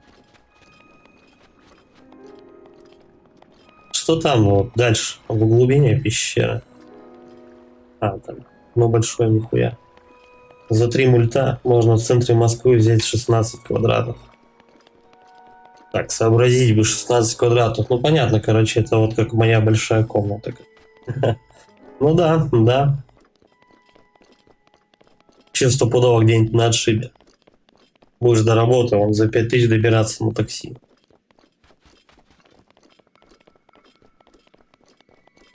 Там же еще смотря какой район там.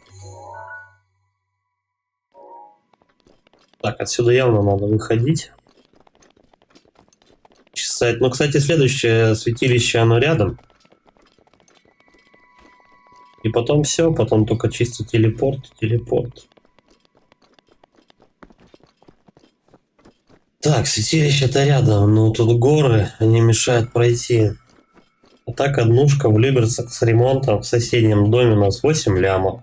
Это еще по-божески. Ну, короче говоря, квартиру утял и будешь до конца жизни не работать просто, и все. Ну и до конца жизни, да. Скорее всего, внуки отдавать не будут. Я вот о чем. Но если брать что-нибудь такое серьезное, но так, чтобы, да, там, с ипотекой на 10 тысяч лет, на, когда и внукам еще достанется. Так, мы эту гору сейчас облетим.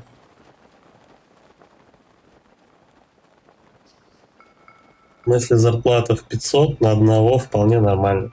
Ну да, если зарплата 500. Ну а что там? У каждого в Москве зарплата пятихатка? Я думаю, нет.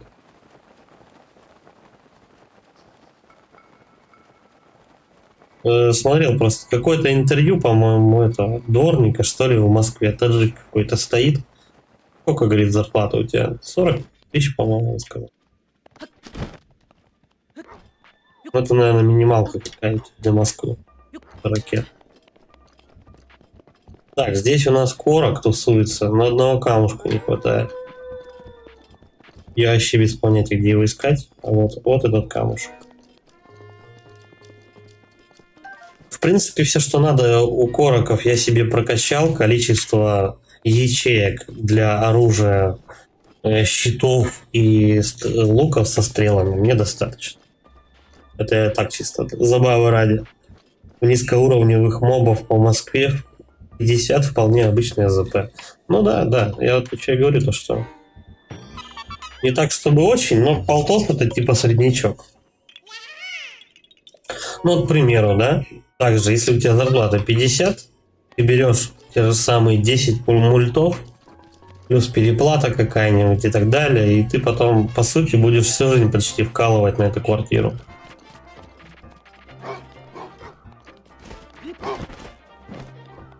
Поэтому тут либо снимать и жить на птичьих правах. Сегодня здесь живу, завтра там живу. Но зато, блядь, в Москве, понимаешь? То ебать Тулюсю, ты, короче, столица. Эти моменты мне немножко не ясны, потому когда люди пытаются просто всеми силами удержаться в Москве, там жить в какой-нибудь там однухе, зарабатывать те же самые полтос, хотя по сути эта зарплата нивелируется. На 20 лет с оплатой в 25, с ЗП в 50 нормально. Ну вот, да, 25 осталось. Так, не, кстати, вот, кстати, насчет дошиков, люди часто, я знаю, то, что говорят, типа там, типа, на дошиках поживу, и этот, какого, это типа, дешево и сердито, короче говоря. Вот, по сути, питаться дошираками, как бы, это довольно-таки дороговатое удовольствие. Один дошик, это ладно, когда раньше они стоили там 3 рубля. Вот. Сейчас дошик стоит 60. То есть, по сути, он стоит пачку макарон. Дошик ты сожрешь за один раз. Макарону пачку ты можешь есть трижды. Примерно. Смотря, конечно, кто как питается. Но вот на 3 раза, допустим, я считаю, что пачку макарон можно растянуть. То есть дошиками питаться дороже, чем, к примеру, той же самой гречкой, рисом. Ну, то есть какими-то крупами, либо макаронами. Я помню, 4,50 стоил ролл, там я жрал на первой работе с ЗП в 9 тысяч. Ну, даже на тот момент, по-моему, дошики довольно-таки дороговаты были. Да, готовить проще. Не надо париться, не надо думать, просто взял кипятком, залил и все. Не надо ждать там. Да, открытое святилище. Давай его пройдем. Как бы нет. Но вроде не очень мудовое. Там корокское какое-то, загадочка еще маленькая. Надо вот этот кубик поставить. Желудок потом болел. О, да, да.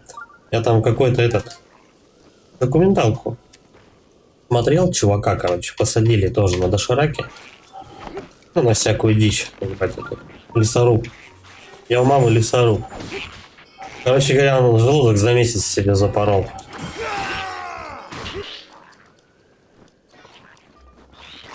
Я ел семки, и это был корм богов. Но все равно семечками ты не будешь. Это так чисто руки занять. Ну, хоть как-то, по идее, они тоже немножко голод утоляют. Там же все-таки масла, там все вот эти дела.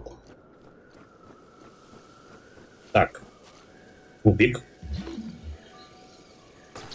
Ставим так же, как ноги ставим, как на видосе. Это. Да, вот тут.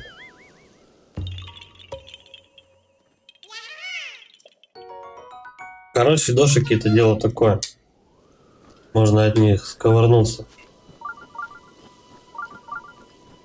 Крупами питаться дешевле. Крупами или макаронами. Ну и какой-то с отпускных себе сосисок взял. Кардас вообще. Зато в квартире в своей так-то.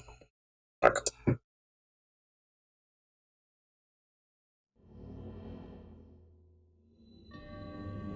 Блин, испытание сил. Но они прям это, как кричат мне о том, то, что я должен тратить много взрывных стрел. В общем, сейчас с опытом в Москве зарплата в 500 вполне обыденна. Так и смотря кем, наверное, работаешь-то все-таки. Ну, это ж типа должно зависеть-то как.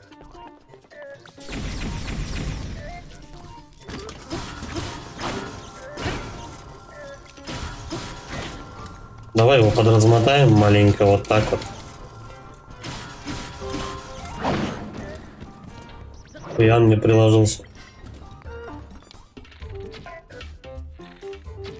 Так, покоцаем чуть-чуть его.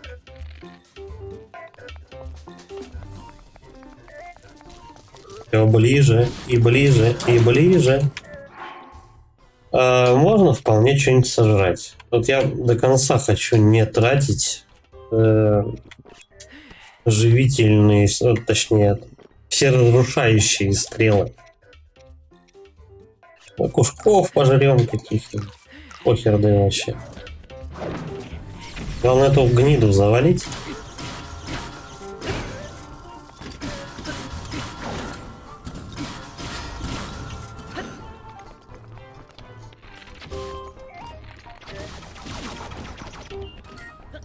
Половину я уже ему снес. IT-сфера на взлете была и есть. Подойти не только инженеры, программеры, но аудиторы и безопасность. Так а чё, только в пятихатку вот и IT-сфера получает? Я думаю, нет.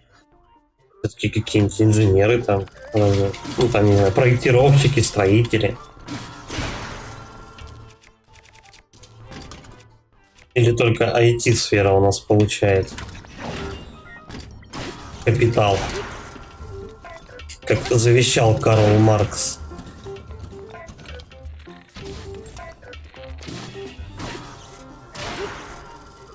Ой, по нему лупишь как по бочке. Да, улетел мужчина у вас. Как раз. Ой. Программисты А400 уже были 3 года назад. Ни хрена себе. Это клевая зарплата. Так. Страж меч. Ее мы тогда выкидываем. Берем страж секиру. А копье мы страж брать не будем. Места нет. Привет, Лен. Зависит от уровня навыка, проверено. Ну, это понятное дело, то, что всегда должна быть какая-то, я не знаю, подоплека в виде опыта там и так далее. Просто так же тебя же никто не возьмет на 500 косарей зарплату, чтобы ты без опыта работы просто сел, короче, такой, давайте мне платите пятихатку. Нет, так не работает. Все равно должен быть какой-то опыт, должна быть какая-нибудь, не знаю, образование, естественно. Я думаю, без образования и опыта работы ты будешь тем же самым айтишником получать то же самое. Даже в Москве, я думаю, ну максимум сотку. Я прошел все святилища. Чуваки до этого, по-моему, не исчезали. Или исчезали. Я часто скипывал, короче, это все. Так, все. Святилищ больше нету. Теперь мы портуемся в Корокский лес и давай проходить испытание DLC-шное на меч Линка. У нас опять грозы. А у нас тут только-только солнце вылезло. До этого ветер сейчас. Ну, короче, погода вообще не фонтан. Градусов 12, наверное. Я вот еще чел, ты знаешь. Просят по 200 студенты. Но это пипец, специалисты с регионов, люди даже поопытнее будут. Но, я не знаю, на рыбе и без рака, да, типа рак-рыба. Может быть, студентов как вариант взять. Или там вообще плохо все. Может, какой-нибудь студент интересный попадется, который будет вывозить эту фишку. Ну, а вдруг? Просто надо это искать, подбирать спецов. А вдруг, правда, найдется. Ну, сколько вы уже времени ищете? Года больше, чем пол, да, наверное? Это плохо. Семок мне не хватит еще качнуть. Семечки. Так, для оружия сколько ему надо? 12. Пошел ты в жопу. Ага. Ну, давай попробуем, может быть, щит хотя бы. 2 семечка. Давай, чё. За лук со стрелами он попросит, по-моему, 9 или 10. В конце мы пропустим. С бубном.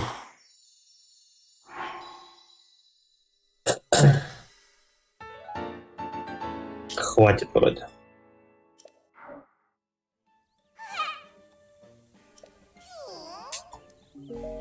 Короче, погода у нас не фонтан.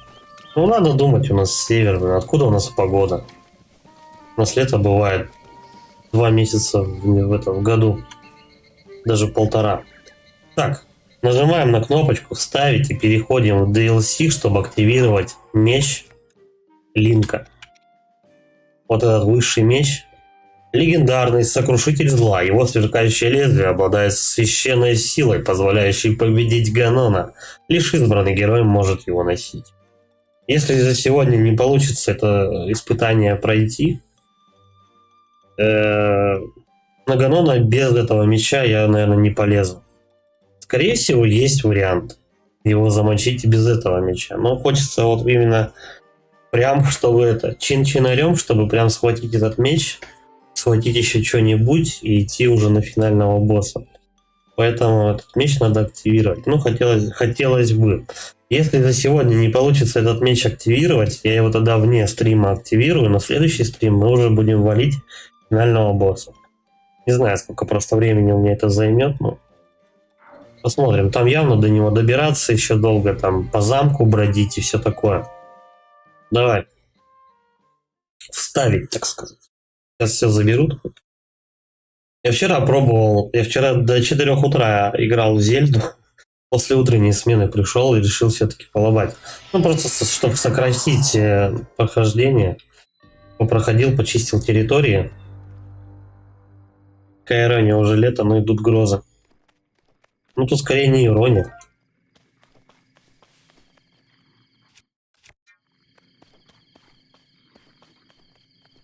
Тут скорее форс-мажор. Ребята задрот. А что делать? Зельда у нас много времени занимает на прохождение. Бах. Так, надо вот как-нибудь свалить от него подальше.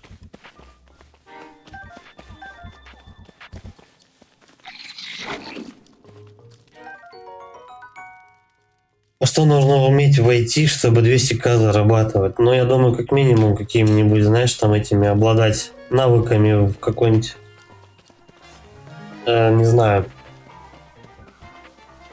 уметь программировать и все такое. Что же нет-то? А ты на 2000 подписоты будешь делать праздничный ролик? Ну, до 2000 подписчиков надо еще там, по-моему, человек 50, чтобы подписалось. Я не знаю, что отмечать-то, 2000? До свидульки. Щит собрал. И палец еще к ней снял какую-то. Я не знаю, если надо, что мы будем делать на праздничном ролике, скажи мне. Так, а там у нас гнездо какое. За 200к войти в Москве должен уметь только код писать. Это низкоуровневые боты такое заколачивают. Но это ты, блин, тоже как бы это делает скидочку на то, что писать код-то тоже надо уметь. Как бы обычно, вот я не знаю, хочу бота. Просто тогда тебе надо программирование изучать хотя бы на ближайших стадиях его изучения. Код писать научился, все, Барсик. Можешь идти в Москву. Ну и езжай в свою Москву. Так, к Максиму обращаюсь. Так. Мы эти ящички сейчас разнесем.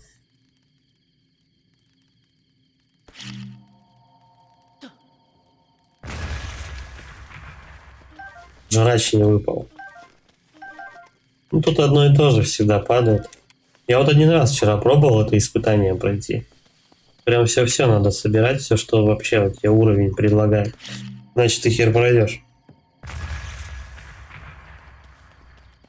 Я сейчас буду пробовать чисто действовать с помощью бомб в основном. Мочить всех на расстоянии. Фишка в том, что тебя сейчас будут вот из одной комнаты в другую портовать, довыропортовывать. И ты должен, короче говоря, это дело вывести без оружия, без ни хера. Ага, это готовиться не будет. Ладно, пошли дальше. Возможно, есть резон.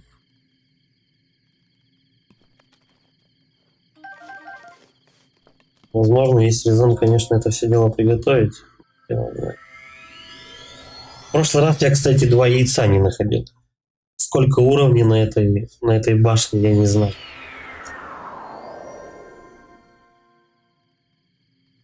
Шел на совещание. Окей. Мы будем ждать.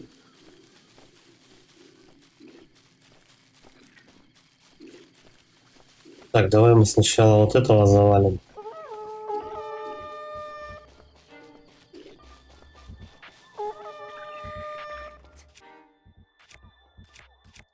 Может, ветка его затыкать?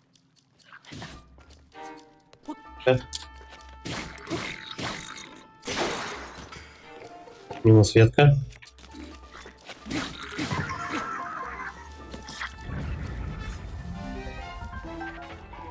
Лук.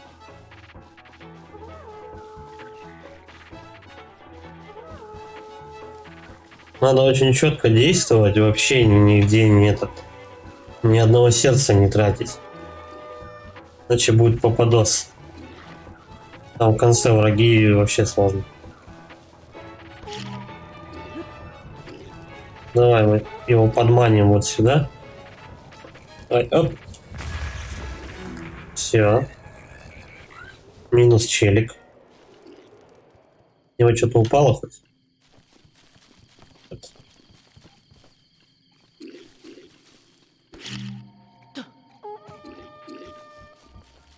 Кстати, я видел, как у меня только что кубик немножко поднялся.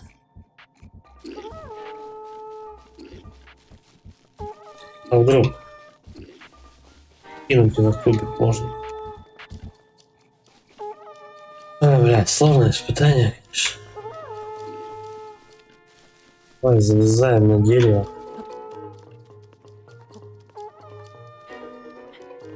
У них там вообще тревога, паника.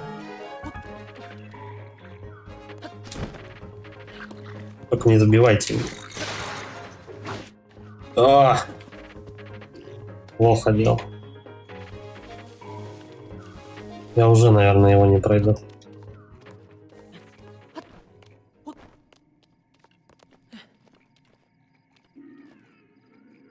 Ну, всегда DLC-шные испытания самые сложные.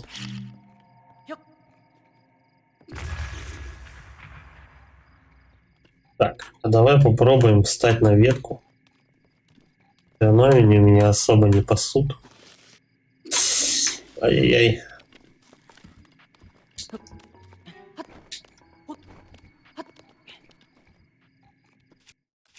Может, шарик дальше летит.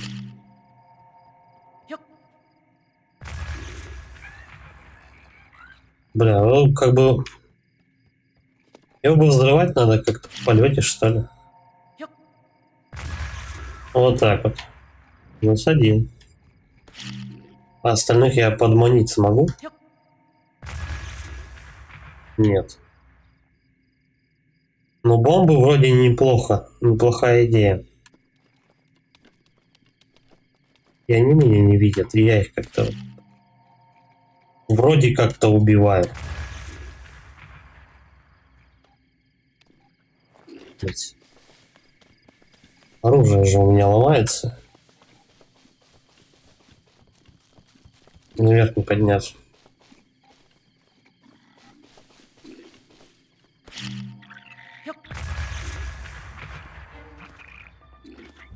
Чувак, иди ко мне сюда. Блять, они меня камнями закидывают. Вот уроды. Ладно, придется спускаться сейчас на параплане. Прям туда, к ним. В лагерь.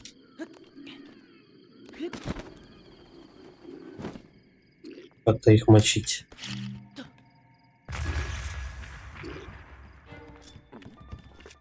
Оружия нету. Хоть палкой затыкал.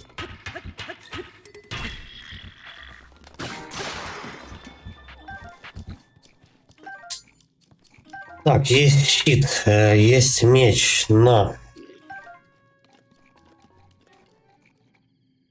все равно пользуемся бомбами. Оп, минус один. Сейчас второго надо также подорвать.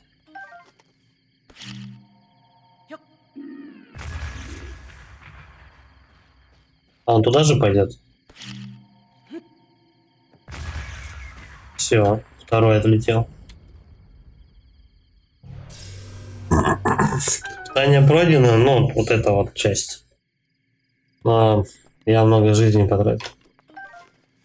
Надо вообще безошибочно действовать.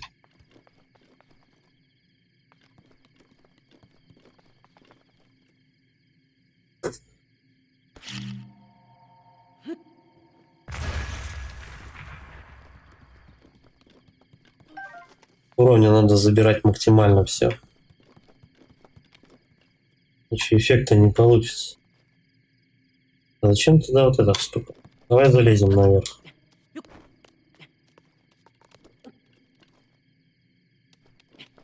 Нет. Не яблок, что-то ни хрена нет. Так, у нас что-то выпало же, да? Дубина. Оружие второго должно быть где-то еще. Яблоко. Вот банан вижу. Но второй челик-то куда-то улетел от взрыва. Надо внимательно смотреть, что мигает.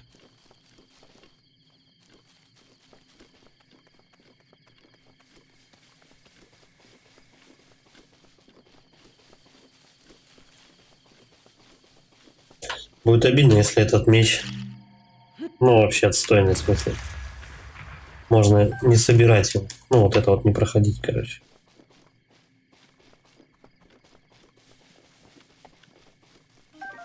Так, 50 стрел я собрал.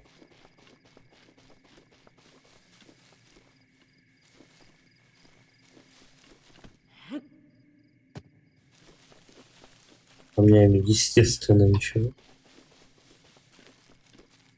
Блин, а где же вот еще какое-то оружие вроде должно быть? Или тот с луком был?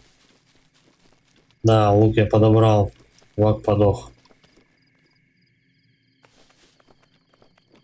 Ладно, пошли дальше.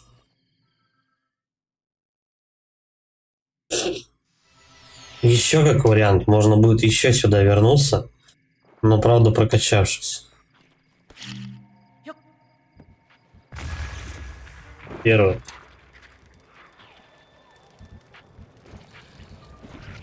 Ай-яй-яй.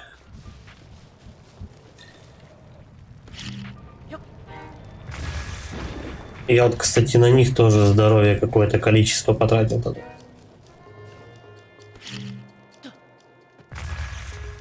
Не попал.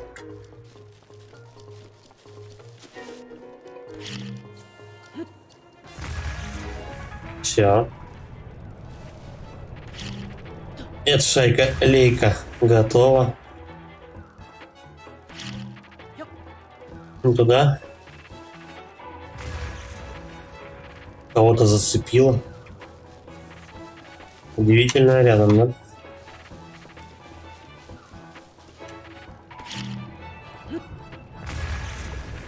Слушай, а у них как-то, блин, даже воздухом оно примагничивает бомбы или подкидывает их выше. Странно. Я вон там сундук видел. Че это он тут? Давай, давай, давай, чувак. Нет, тихо.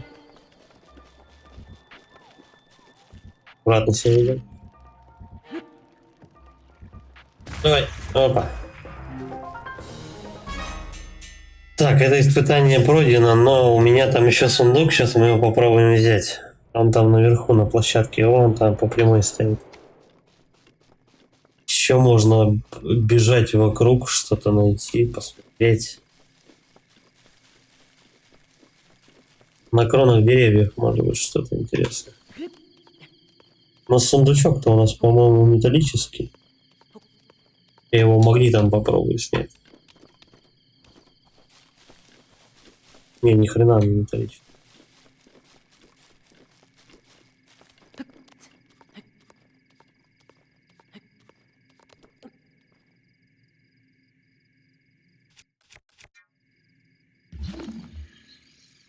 Да, он металлический.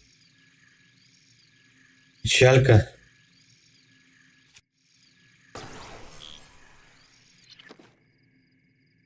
Блестит еще что-нибудь? Блин, ни хрена не видно.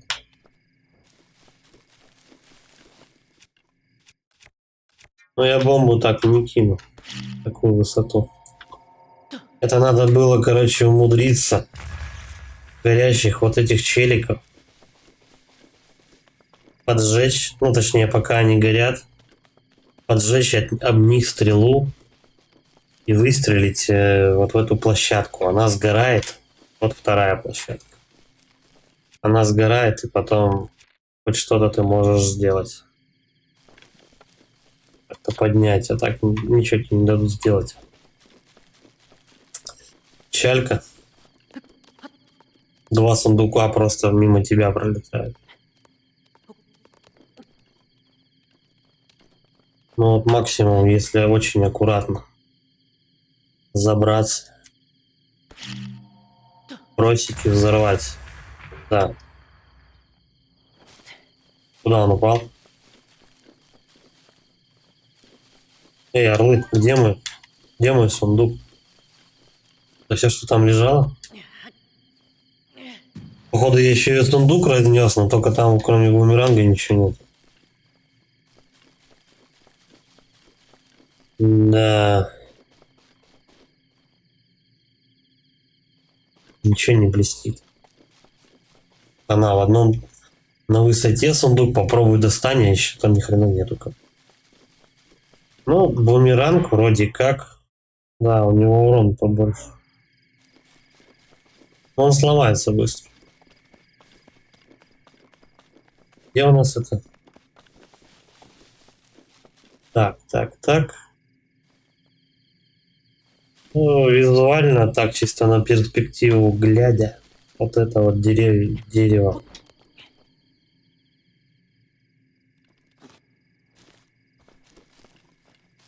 Это на его ветку надо попробовать забраться, может быть, что-то и получится.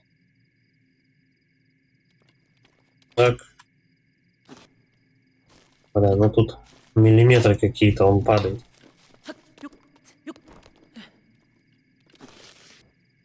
Пошли вы в очко, короче.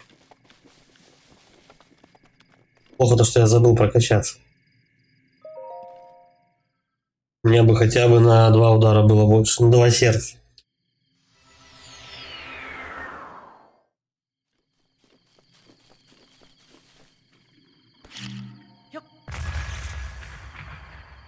Так.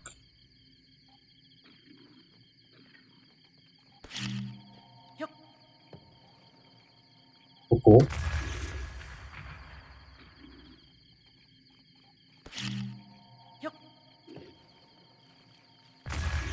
-1. Второго как-то приманить.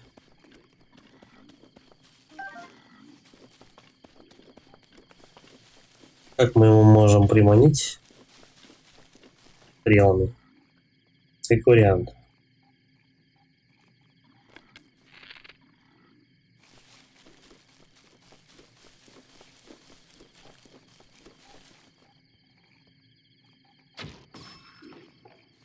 Да, он почти подох вообще.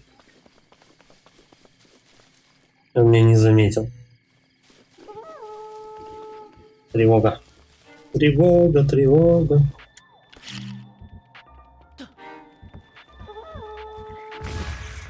Поточнее бы чуть не швыряться бомбочками-то этим.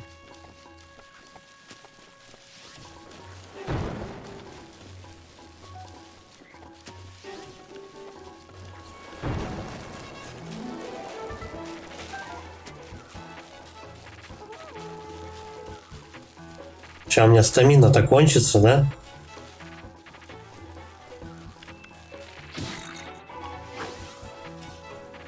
Да, эти ребята, они жирные. Быстрее. Нет, тихо, тихо, тихо. Сейчас мы его сюда подведем. Правда, я кинул не очень удачно бомбу. Давай. Бас. Отлетает.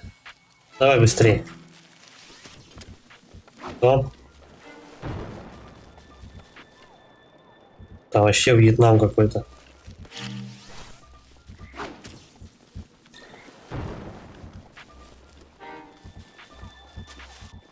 Хочу прям с помощью бомб чисто их мог завалить всех.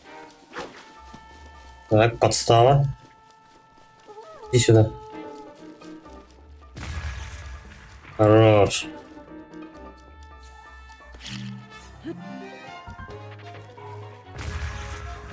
Хорош вообще. Так, -1.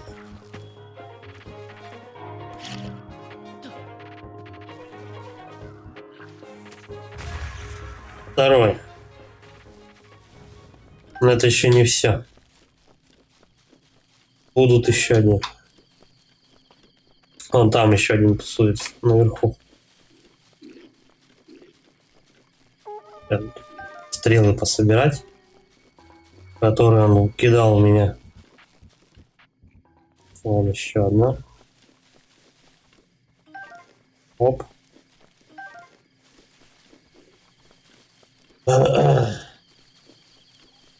Плохо, что ни шмоток, ни еды нету.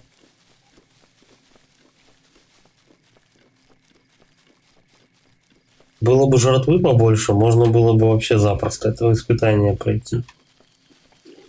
Так, мудись, короче. Так, еще, да, один, походу? Да, вот он, второй, еще один синий гоблин. Давай, пах.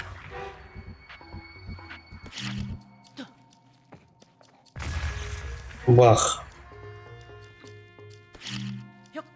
Иоганн Себастьян. Бах. Минус гоблин. Вполне с помощью бомб их можно завалить. Главное, чтобы на тебя вся толпа не летела. Просто когда они бегут по одному, ничего страшного. Они тебе не навредят. Но, по-моему, это последний.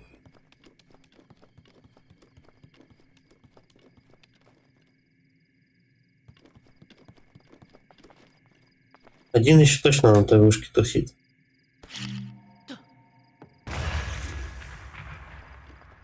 Давай сразу 2 ящика подорвем, посмотрим. Ну, там должны быть какие-то продукты все. Хотя Nintendo звери в этом плане. Тебя могут и без жратвы оставить. Все, с 2 ящиков только несколько стрел выпало, да? Очень печально.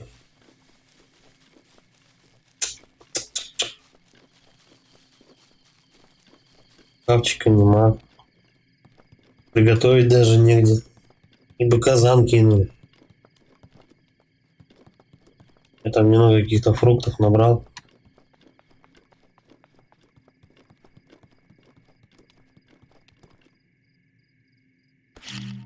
Может, здесь есть что пожрать.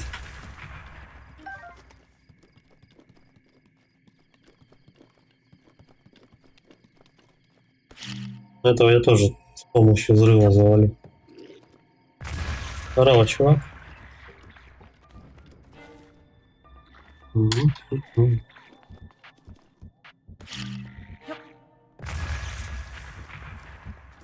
Все, можно вниз спускаться, тут уже ничего нет. Но там чувак, он кидается в нас этими камнями. Опасно. Вот это не резиновое. Просто обидно, что придется это все заново проходить, если ты тут сдохнешь просто. Еды они вон тут херню дают. И все забирают у тебя, что есть. Так, где-то тут стрел пачкой валялась. 5 штук.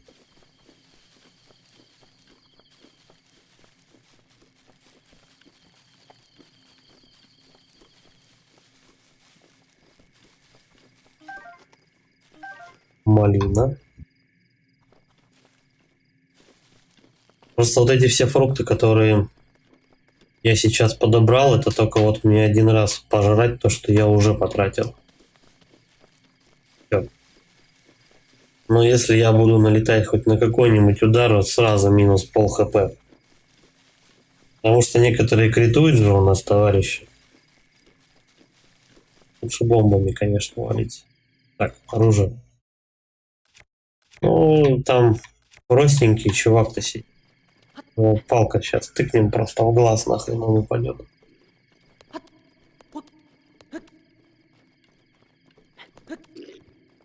И у него копье есть.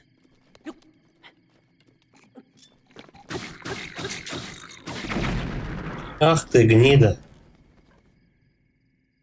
Я в текстурах застрял. А, нет. Но все равно меня взрывом пару сердец забрали. Плохо.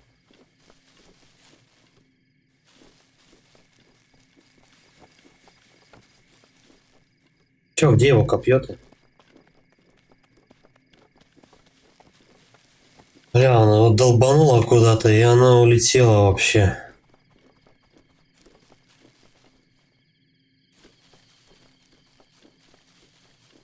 Где копье? Так, получается, я залезал сюда, наверх. Бля, может она там осталась? Да нет, вряд ли. Там все 3 бочки взорвались. Может, сверху найду. Я, получается, ему треснул. И он пал в противоположную сторону, по-моему, вот сюда. Оп, стрел. Или стрел, или жратва, что-то такое. Яблоко. Нажрел.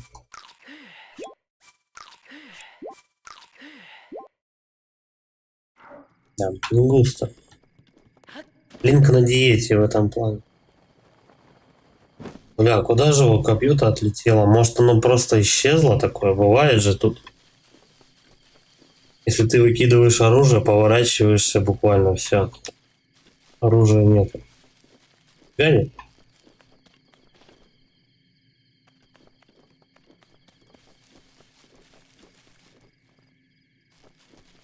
Она бы уже блестела даже через траву. Хана, копье, короче, я выбил, но оно упало куда-то. Его теперь не существует. Не знаю, может, я не вижу. Дальше. Вот, на этом испытании я потратил много хп и не прошел его. Ну тут потому что вообще труба. Тут два здоровых.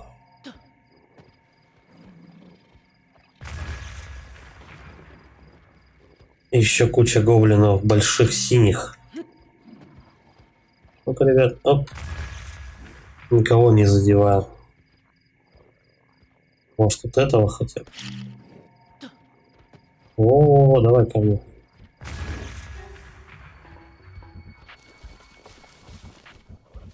Бля, ну они большие. Это большая проблема. Оп, и подрыв. Сейчас мы тут лес проредим просто. Эть. Вот один раз он долбанет, у тебя не будет полздоровья. То, что вот есть сейчас.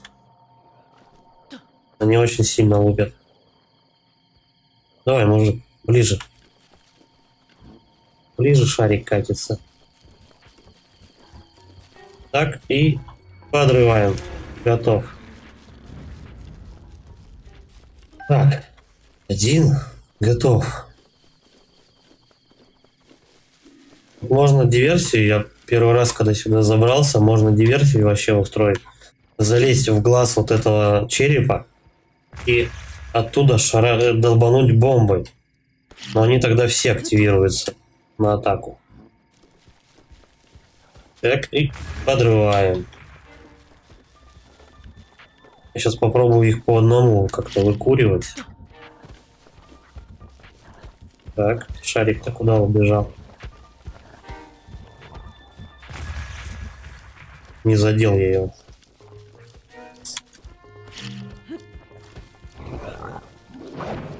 Давай, эть. Надо, чтобы он бежал по этой траектории за мной. Так.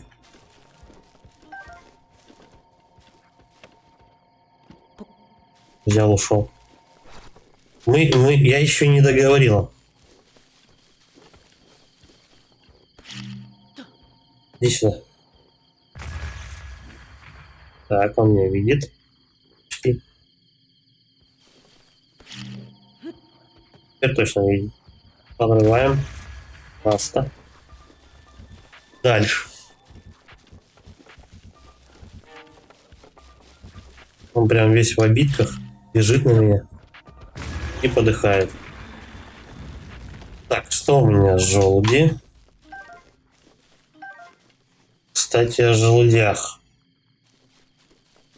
Сшибая деревья, можно с них желудей нафармить. Дрова-то ладно. Да, как вариант. Желуди хоть немножко хп тебе восполняют. Иск тут не нужен. Не, желуди, по-моему, с очень маленьким процентом дропаются. Шибая черным сапогом. Так, вроде как склон, да? Если я сейчас кину, шарик покатится туда прям. О, ща, блядь, как долбанет. Бах, нахуй. Еще бы разок. А они там не в курсе вообще, что происходит. Рано. Они там в конце встали. Пускай там стоят. Я лучше вот просто покидаю бомбы. Похер, под разными углами, лишь бы с ними на стычку не лезть.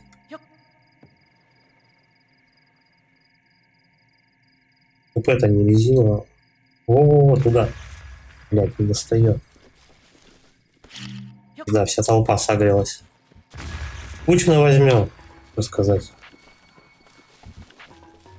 Тихо, я за бревно зацепился. Так, как вариант, удрать от них можно залезть на череп. За мной не бегут. Но это прям стелс-миссия, я точно могу сказать. Тут надо все по-тихому мутить. Ах ты падла! Он меня, блядь, тоже камень кинул. У нас что, блядь, искусственный интеллект адаптируется? Быстрее, быстрее ужасно сейчас ёбнет. Так. Вот он там шастает. Далеко. И не могу контролировать дальность броска. Давай мы тогда так сделаем. Если бросить шарик, то по логике вещей он и покатится, как шарик, с круглой поверхности черепа. Бах.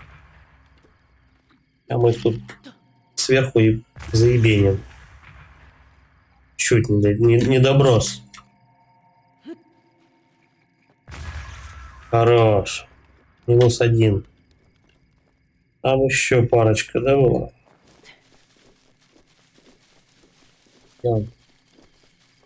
Он где-то тут подох. Бля, да вы прикалываетесь, мне еще одну пуху у меня забрали. Пидерсия. Минус пушка.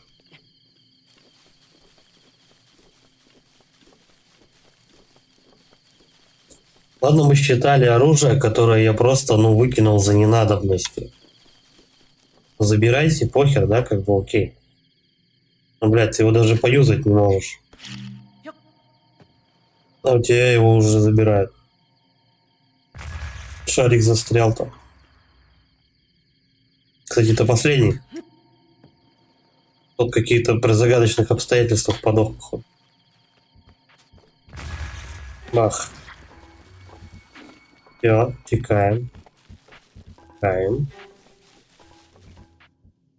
Давай. Оп, и подрыв. Вот я вижу, где у него пушка выпала.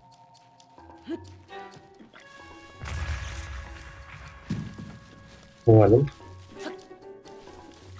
Давай, ушастый, драпай. Развлекуха вообще. Ну а что делать, если у меня позабирали все?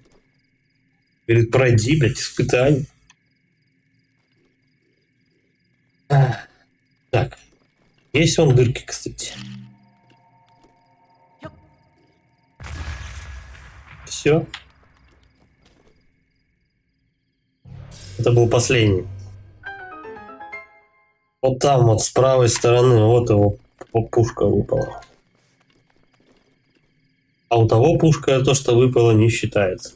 Обойдешься, блядь, без нее. Замечательно.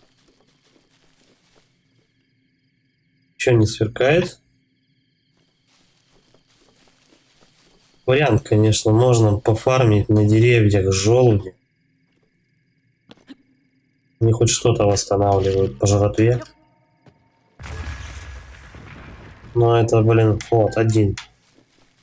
Мне тут всю делянку скосить надо просто, чтобы я хоть как-то там подкрепился съедобными этими желудями. О, пол сердца целых они восстанавливают, шикарно. Короче, я не белка нихуя.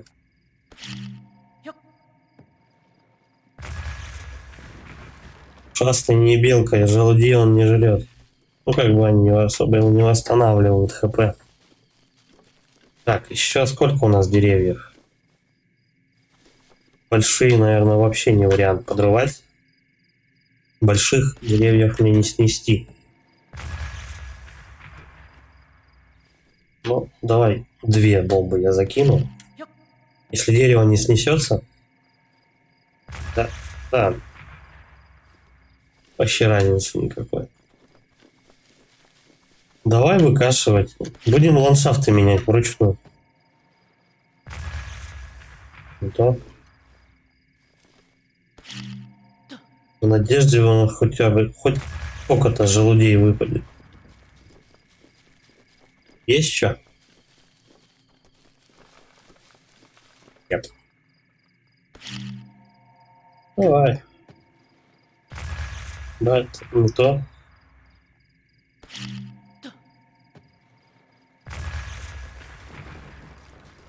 У него лист упал. Но толку-то от этого листа. Я им только на противника подуть могу.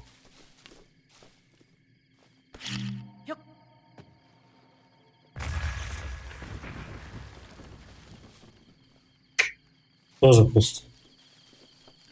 О, ветка. Будет толку с этой ветки. Костер развести. Так, вот еще одно. И дерево осталось.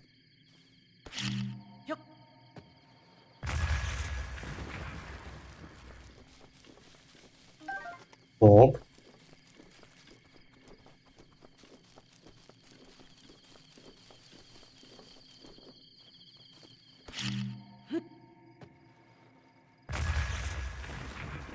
Заодно попрактикуюсь бомбы швырять. То их только с этих в испытаниях занимался. Прям надо будет прицельно их мочить. Ветка. Дрова.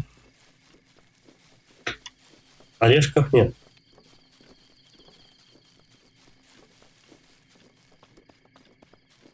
Камни тут тоже не просто так разбросаны, чтобы в тебя противники камнями швырялись. Это еще не все, кстати. Это явно не конец испытания, потому что мне много стрел дали. Вариант. Кого-то можно из лука пострелять. Ой, блядь. Вот это вот сейчас мы этим не займемся, кстати. Ссаный глыбник. Это вообще печалька. Голышом с этой падлой драться.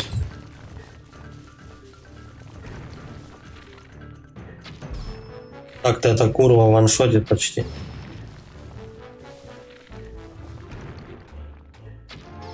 Но есть типа 40 стрел. Прицельных выстрелов 40 штук надо сделать.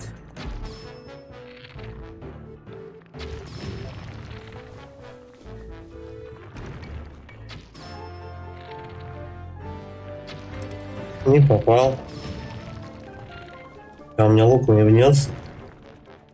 И будем курить бамбук. Придется на него прям залезать. Да ёпта. Стой. Давай помощнее что-нибудь.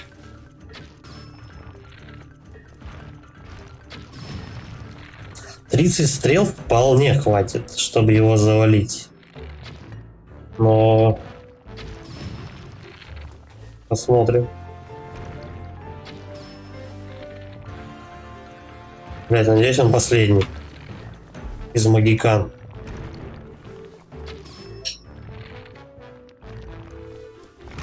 Я не вижу нихуя. Попал.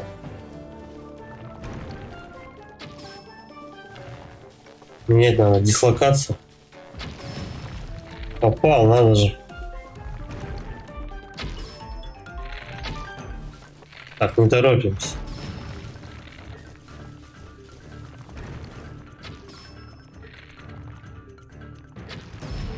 Надо учитывать полет стрелы еще.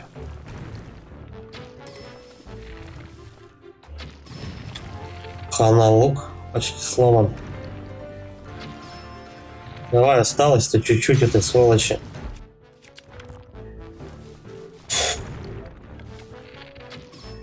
Раз. Походу на добивание надо будет на него лезть. Чуть. Да, бля. 8 стрел. Ну все, я в ритм не вошел. Ай, быстрее.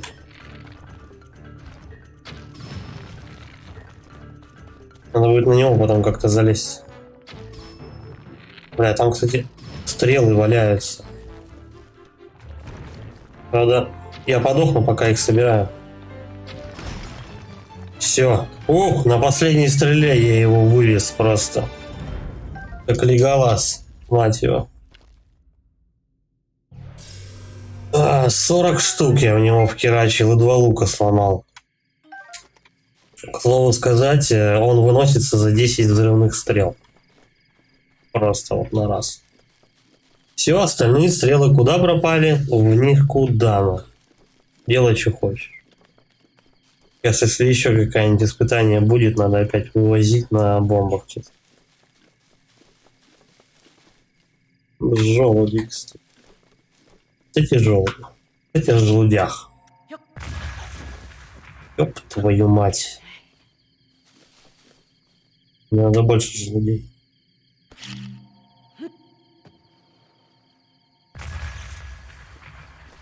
Там себя подорвал. Это отстой вообще.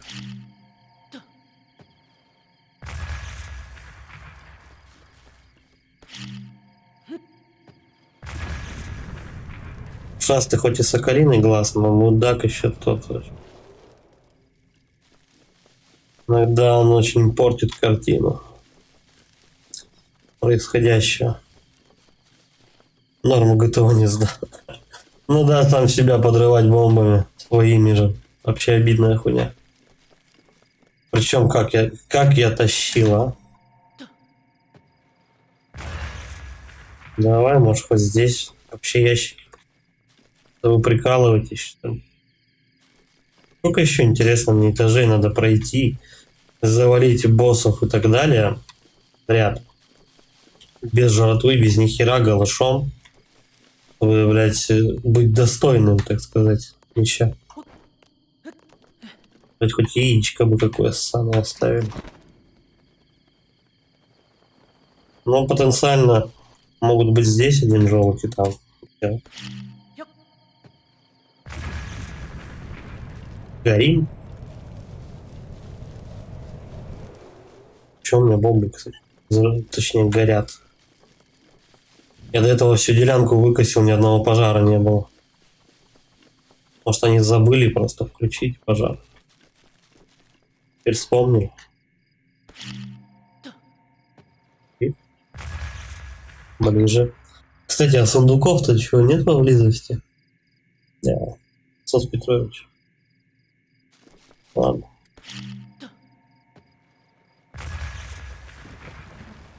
Ну вот листик с него выпал. И все, и соси, короче. Вот. Больше нет. Ты же желуденка какого сраного кинул. Дальше пошли. Это все. Я прошел это станное испытание, да ладно. Даже 7. Не факт, что я его прошел. Так, не торопимся. Возможно, это наебка.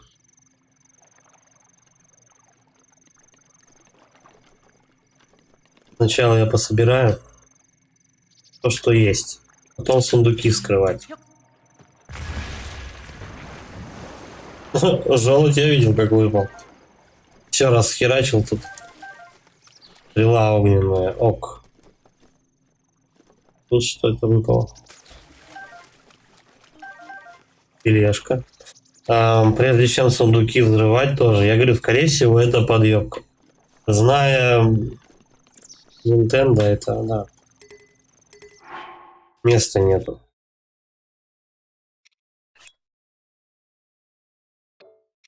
Я ветку лучше выкину. Факел может пригодиться. Не знаю зачем, но может. Рыба. Караси тут тоже не зря пасутся. Сейчас будет финальный замес. Бля, буду вообще. Тихо. Светлячок, блядь, я его спугнул. Может приземлиться еще? И светлячки тебя устанавливают с 4 жизнями, ну, с 4 сердцами. Если ты совсем как лошпедрон просрал, короче, бой. Ладно, давай желуди добывать. Лист. Желудей нету. Ну, сейчас мы жратву наготовим. У меня потому что мясо свалилось. Дрова это такое. А вот тут деляночку это выкосим. Стой, нет. Яблоко. Блять, побольше вот таких яблок. Оп. Всё, яблок больше нет. Яблок больше нет. Давай прям в центр.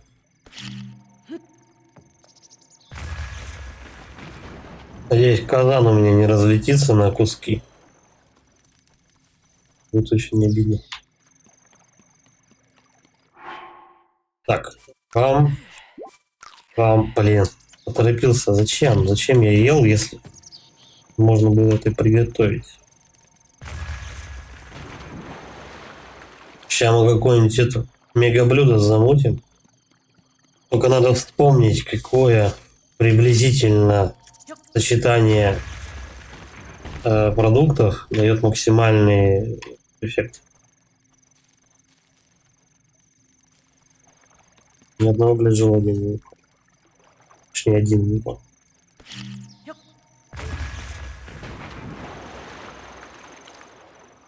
Где мои желуди?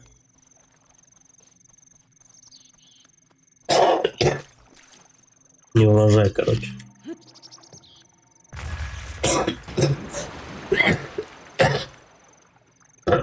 О, один. Скорее всего, во всех 3 сундуках просто лежат какие-нибудь шмотки. Среднячкового качества.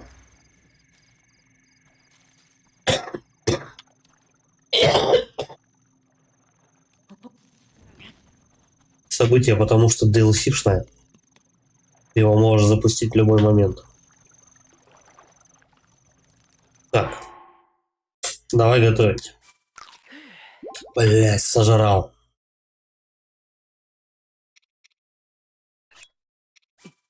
Взять в руки это и вот это. Пойдет.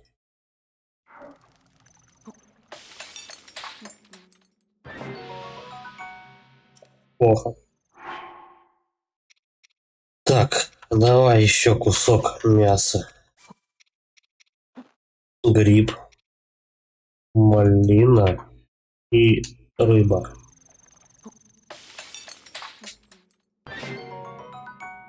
Защита на 2 минуты плюсом. Ну, теперь можно, в принципе, в хаотичном порядке готовить.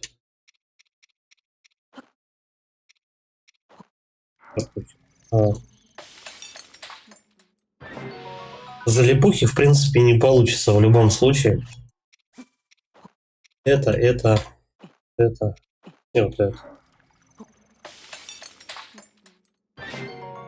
По-любому сейчас босс какой будет. Не зря меня так пичкают всякой дичи.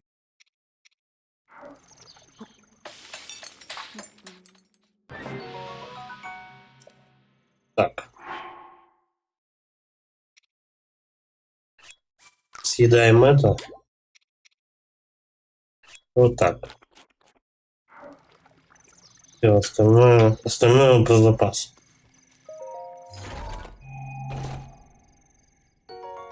Щит.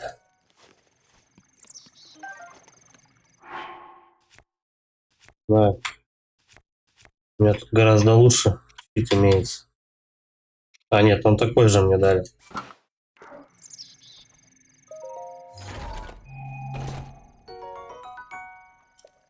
Клинок. Так. Я могу какую-нибудь веточку бесполезную выкинуть.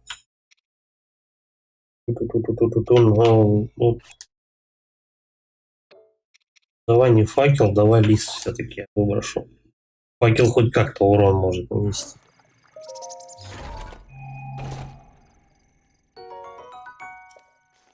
Так. Попьем. На что бы его обменять? Ну, наверное, все-таки придется на это дело.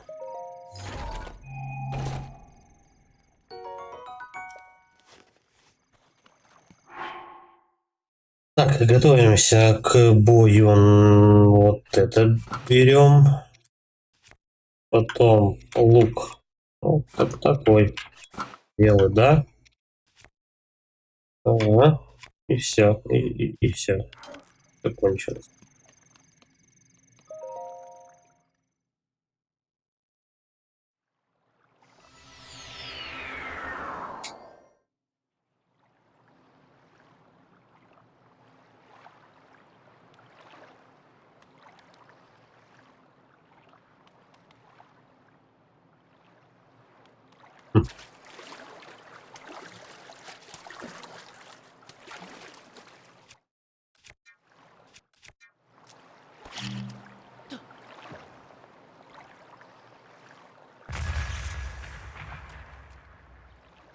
Ближе надо к нему подходить.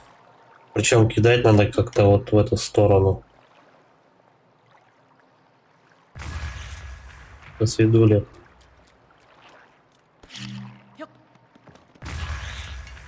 А скорость у них борзая. Да, он еще живой.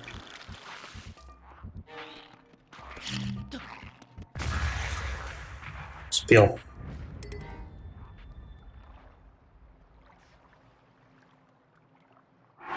Заураранка. Сколько же он урона тогда нам на этот дает? Палку, наверное, да, выкидывать.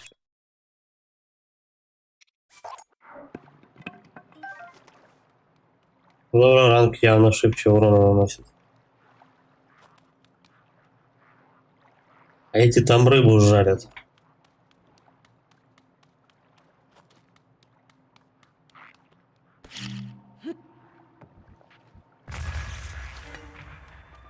Ясно, я понял.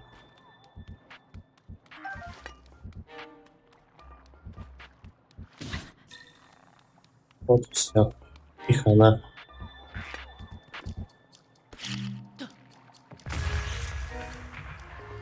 Либо ему.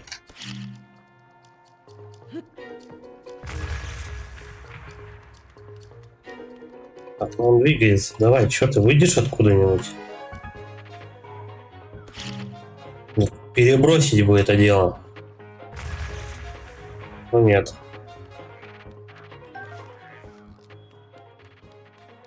Вон он. Сучонок. Бля, поторопился. Так, он не попадает в меня.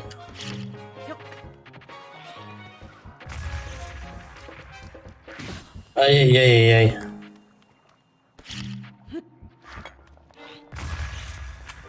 Пидульки. Еще. Все. Минус челик. Хорошо. Бля, ну я столько жизни сейчас всрал просто. Придется есть. Бля, беда, душение. Давай так. Главное лишнего не сажать ничего.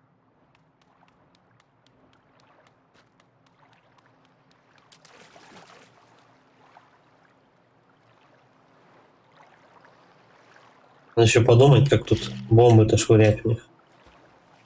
Явно нет.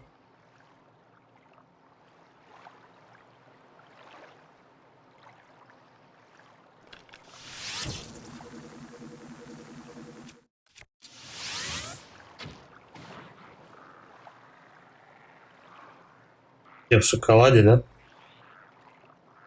Ну, панику не навели.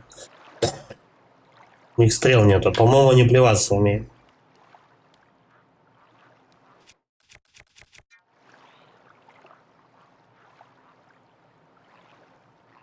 Кстати, залезть вон на тот холм, я, в принципе, могу попадать в них бомбами. И должно прокатить. Хотя бы один выстрел точно должен попасть.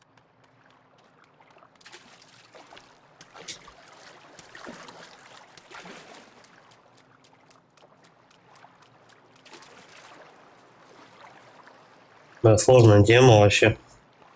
Просто нужно каждый шаг продумывать, иначе ты сдохнешь. Будешь заново проходить все это.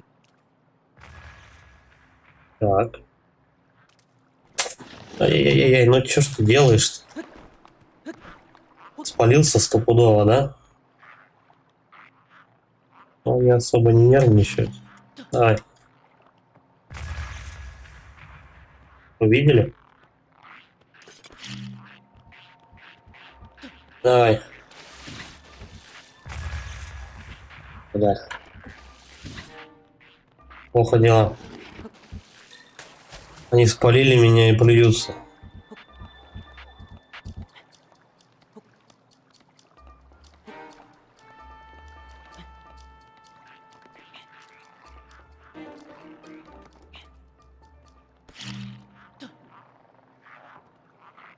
Я не достаю.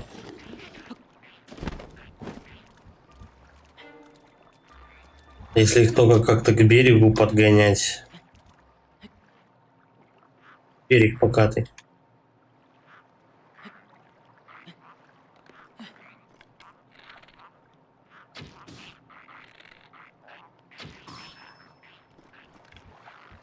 У нас только выстрелов нет. Но если есть восьмой этаж испытаний, то значит их 10 как минимум.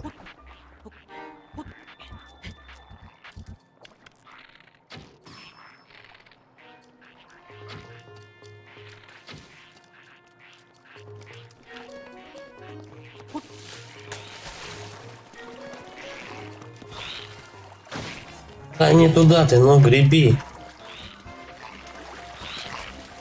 Блять, они же под воду, по воде тоже плавать умеют.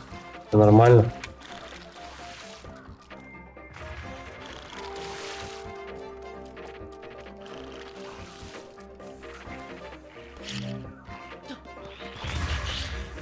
Ха-ха. Жесть. Бля, вот они разделились, это плохо. Когда они кученько бегут на тебя.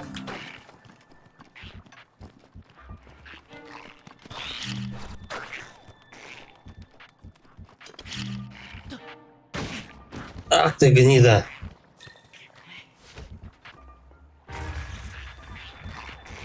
Слушай, они умнее, чем гоблины явно.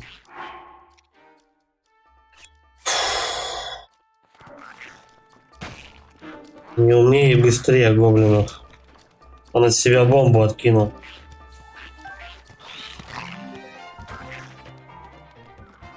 Так, а тот вернулся, короче, в лагерь.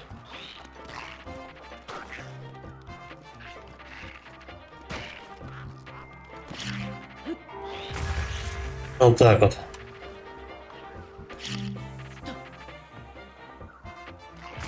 Бам.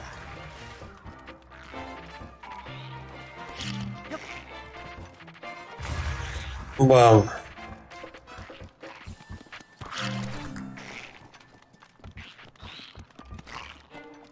Да, у меня один раз кольнет, и у меня половина здоровья не будет уже. Он палку мою взял, кстати. Все, ништяк. -1, но с него выпало копье. Дротиком называется. Топор, наверное, да?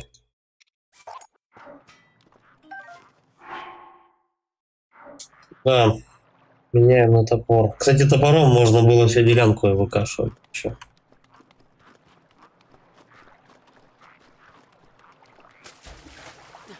Так, давай, диверсия. Splinter Cell Conviction. Ну или этот. Или что-нибудь другое. Ай. Эй, не туда. Да, я понял. Диверсия не удалась.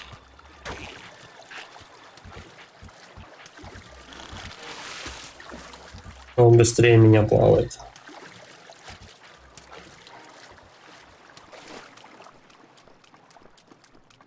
Вернулся назад. Ля какой.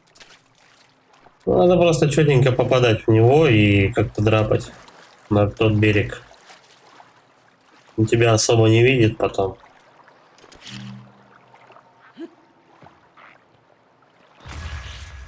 Если честно, Зельда немного унылая. Да, есть у нее такое. Если вот не святилище, я говорю то, что она заевала бы на 10-й части.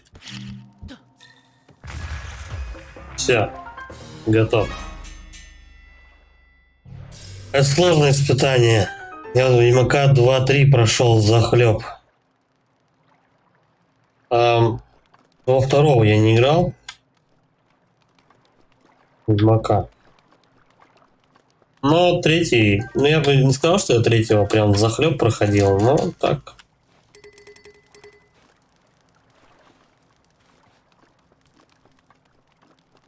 Зачищал всю карту, довольно-таки долго у меня времени заняло. Дело того стоит. Но на портабл консоли, наверное, норм. Да, вполне на свече, я думаю, Зельда была бы вообще угарная. Я случайно яблоко испил. Второе, третье, стрелы.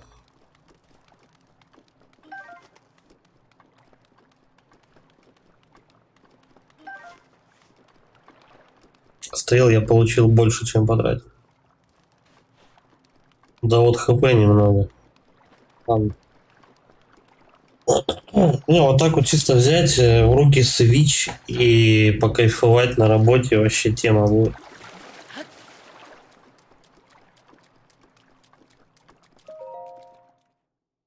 Да и вообще в целом портативка Switch, которая тянет в принципе все.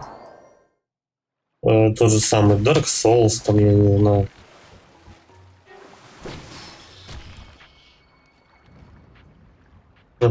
Ничего не выпадает.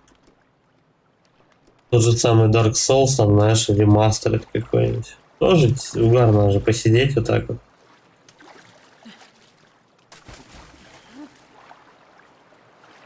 Так, а как мне его? Мне его как-то надо достать. Мы это сделаем только вот так.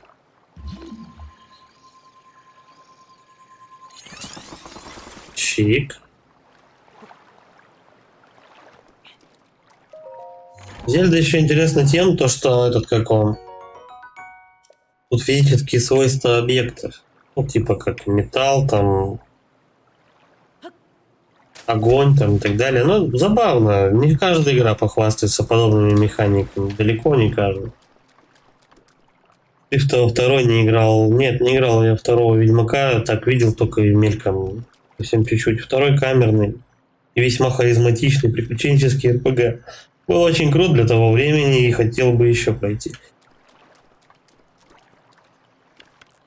Да, физику я могу тебе тут возле дома показать. Ну, блядь, не попал.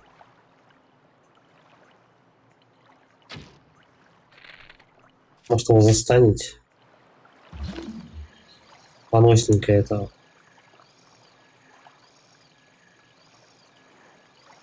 Бля, там надо еще тайминг попасть. Оп, теперь разъебываем.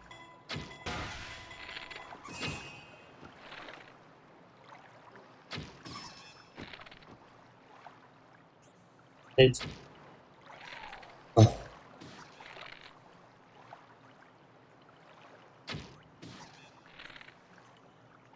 Давай-ка еще его застанем. Мне понравилось.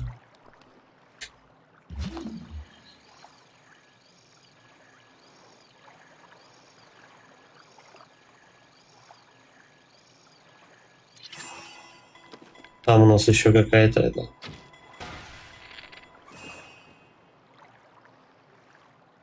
На другой берег не пойду, потому что там падла сразу же вылезет. Как меня атаковать.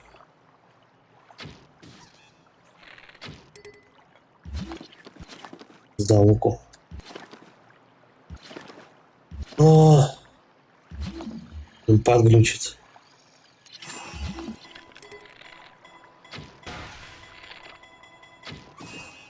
Да, у него хп, конечно.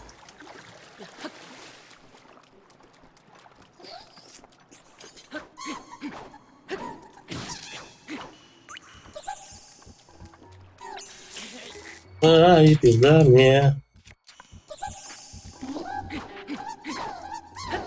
Зря, наверное, к нему полез.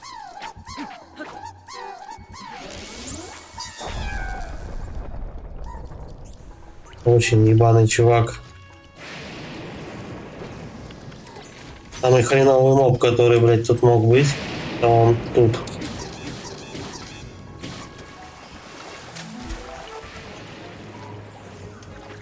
Пизда.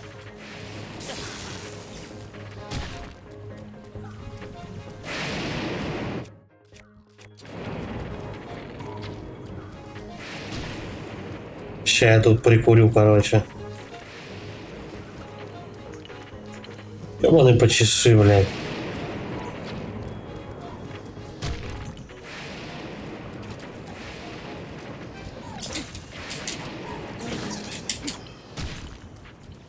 Вот проблема еще вот в этом большая.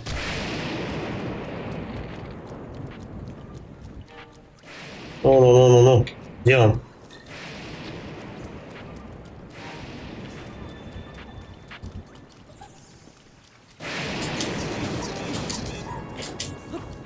Он еще и жирный до кучи.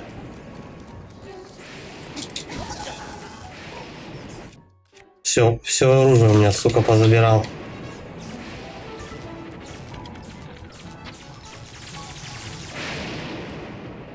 Пиздец.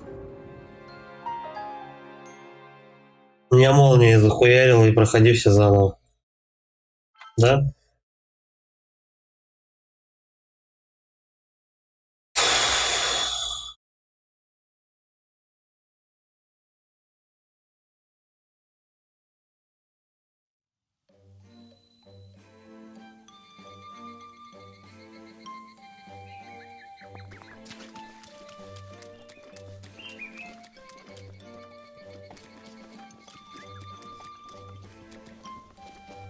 Я сейчас полчаса мудился просто, чтобы, блядь, сдохнуть. И найти заново.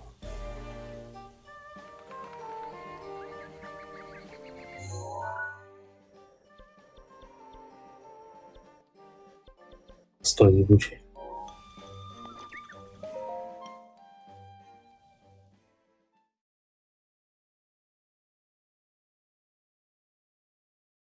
Просто из-за одной падлы, которая у тебя выносит, блядь, все оружие, тебя ваншотит ебаной молнией.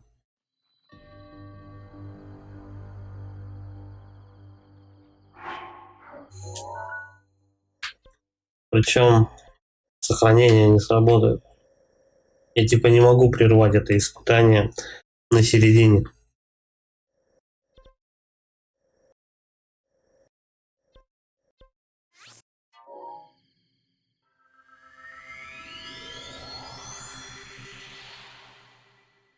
Его надо проходить от начала до конца. Сколько там ступенек, я не знаю. Надо какая-то жопа.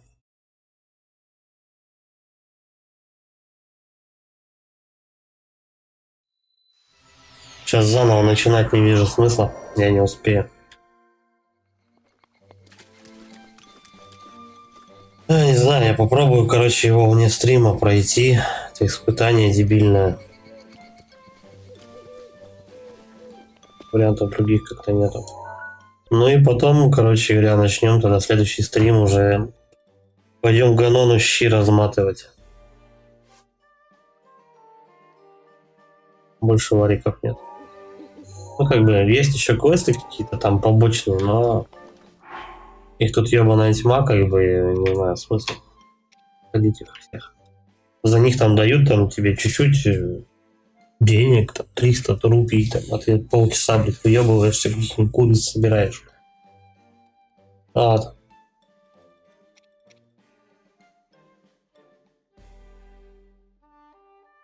Баллада о воинах, там что-то можно еще сделать. Давай, наверное, туда вот портанемся. Это святилище жизни. Но не думаю, что мне прям дадут то, что мне нужно для прохождения вот этого вот DLC-ки. А, блядь. Карта. Зырим, что дадут.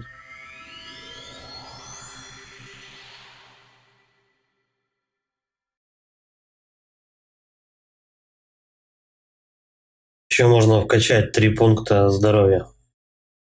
Но это мало чем поможет, конечно, делу прохождению вот этого вот испытания. Да ты, блядь, без оружия, без жратвы просто толпы врагов валишь. Стелсом, блядь.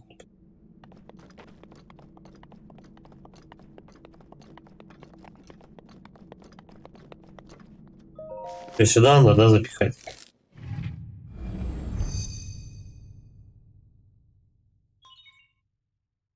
Личность воина подтверждена. Подготовка испытаний на право управлять чудищем. Каким? Каким, блядь, чудищем? Соответствующие отметки добавлены на карту. Что за чудище?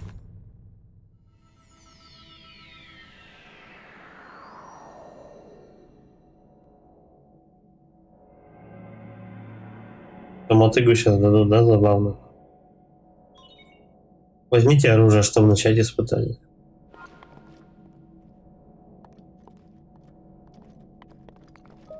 Допустим. Нет места. Как обычно.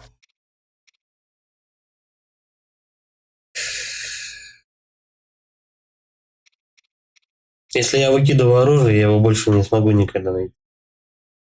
Оно исчезает не совсем.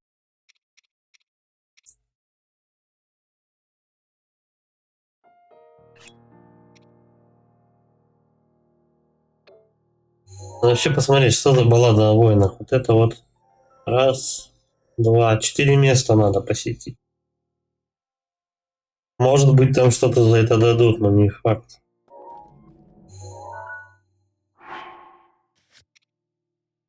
Как только я вставил камень шейка в терминал святилища жизни, передо мной появилось загадочное оружие. С ее помощью мне нужно уничтожить всех монстров в 4 лагерях на Великом плато.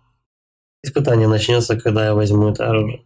То есть мне какую-то подозрительную дали вилку, и с помощью нее надо 4 завалить.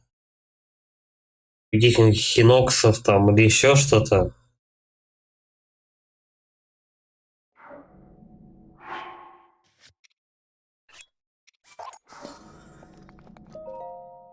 Допустим.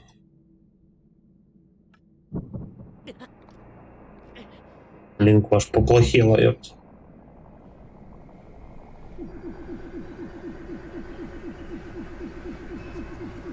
Это насколько у тебя дури, да, хватит, проверяет.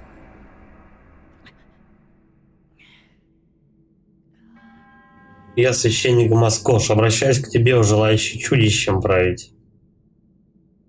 Ну, как Йода разговаривает. Испытание непростое тебе предстоит. У меня хп-то вернет, нет? Оружием этим сразишь ты врага первой атакой, ну и сам падешь от одного удара. Шикарно, блядь. Короче, тут DLC вообще жесткие. Применить это оружие можно лишь дважды, затем оно на время угаснет и утратит свою силу. Когда это произойдет, дай ему время отдохнуть.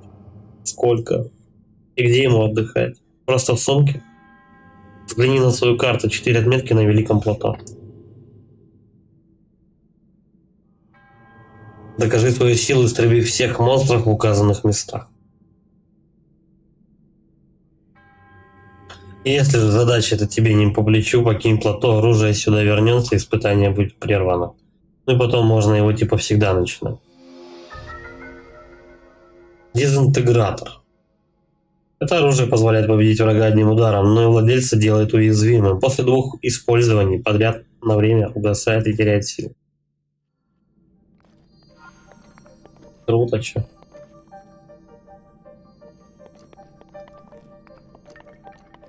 Я могу его в сумку убирать? Ну, вроде пока не наказали за это.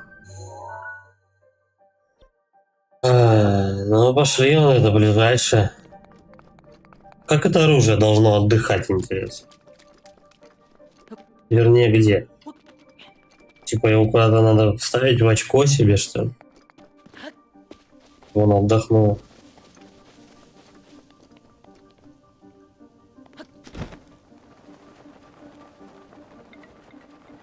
Может, каких-нибудь больших будем дядек мочить? С помощью этой вилки.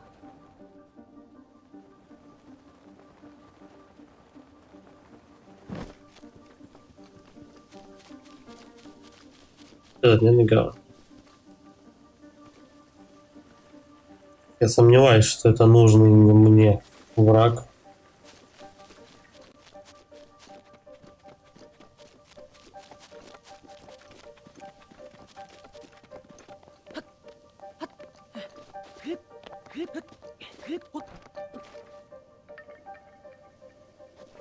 Я могу этим оружием всего дважды долбануть. Ну кого?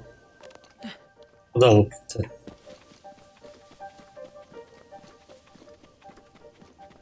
Надо, чтобы ебануло, чтобы на Виграде было слышно.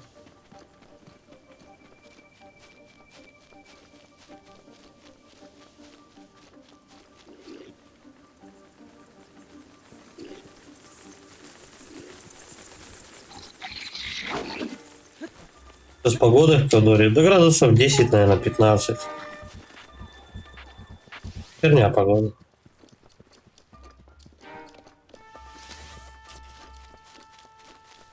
Ветер какой-то. Короче, не лето никакое. Ой, тут народу вообще. И все. И ваншот. Ёбаные молнии. Кого убивать надо, вот вы мне скажите. Там 15 гоблинов носится, а кого валить непонятно.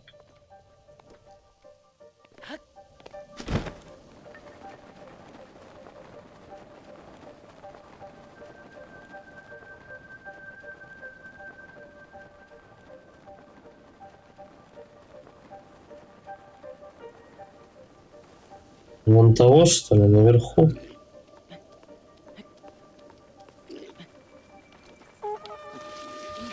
Блядь, да я поскальзываю.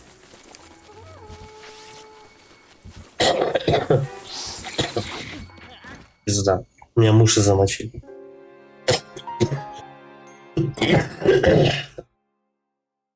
Тут все сложные DLC. Я хуй знаю, как их проходить. Жопа.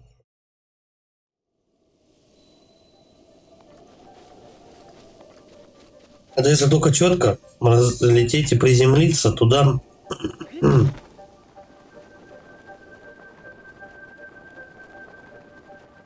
Если это тот самый враг. Нужный.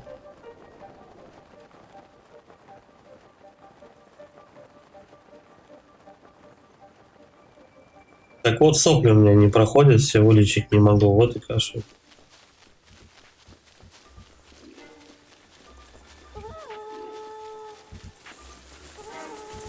Плюс еще курильщик. Нет, не вылечился. Это на пару месяцев спокойно вообще. Кашель будет не проходить. А следующее такое заболевание, кашель будет еще очень.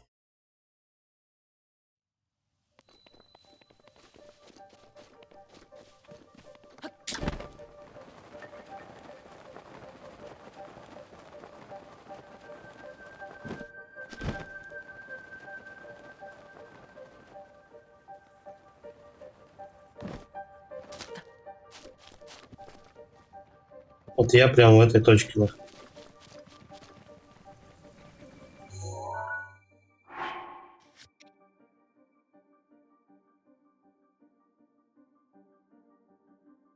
Уничтожив монстров в лагерях, отмеченных на карте. Надо всех завалить. Ебись. С ваншотом лагерь зачищать. Точное решение, блядь.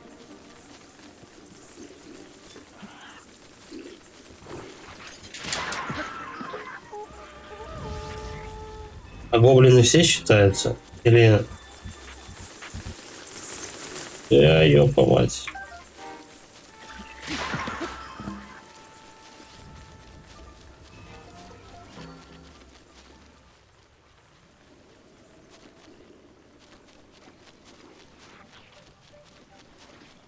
Обида в том, что мелких-то ты замочишь гоблинов.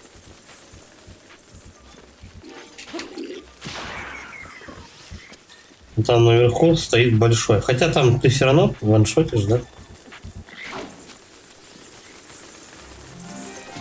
Бля, ну не мыши же. Не, это какое-то очко, короче. Нахуй, пошли со своими делами. Я не знаю, я попробую, короче, вне стрима попробую пройти. Как отказаться от этого? Просто на место его вернуть. Я попробую вне стрима еще раз вот этот меч достать, получить и так далее. Вот. Ну и тогда на следующий стрим Ганона будем валить.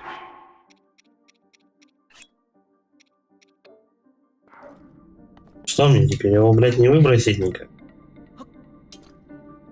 Нахуй пошел.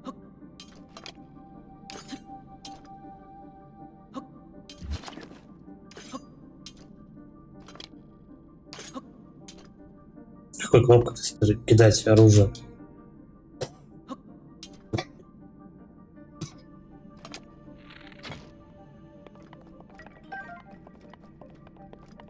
Я могу как-то от этого отказаться?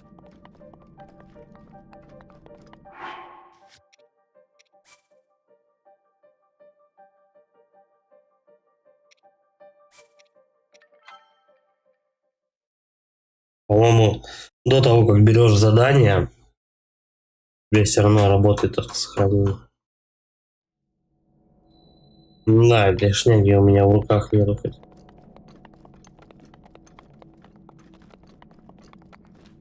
Пошли мне нахрен. Ладно, посмотрим, как что получится. Хорош на сегодня. Я не знаю, у меня получится ли еще раз пройти это дело. Точнее, получится ли вообще у меня пройти вот эту фишку с мечом. И если нет, тогда, в принципе, без этих вот всех аномалий можно ломануть на канон. Я еще там вне стрима попробую пройти. Если разок-другой не получится, пошли не нахрен. Буду так проходить. Остался-то финальный босс, и все, я не знаю. Можно его, наверное, и без этой всей требухи завалить, ничего страшного не произойдет с тобой. Потому что, как разрабы говорили, можно типа прям с самого начала игры сразу же бежать на финального босса, будет тяжело, но вы его можете пройти. Так что, не знаю, я попробую еще, нет, так нет. Завтра у нас вечером будет God of War 3 часть. Так что, да. Ладно, будем на этом заканчивать. Всем спасибо за просмотр. Лайки, комменты.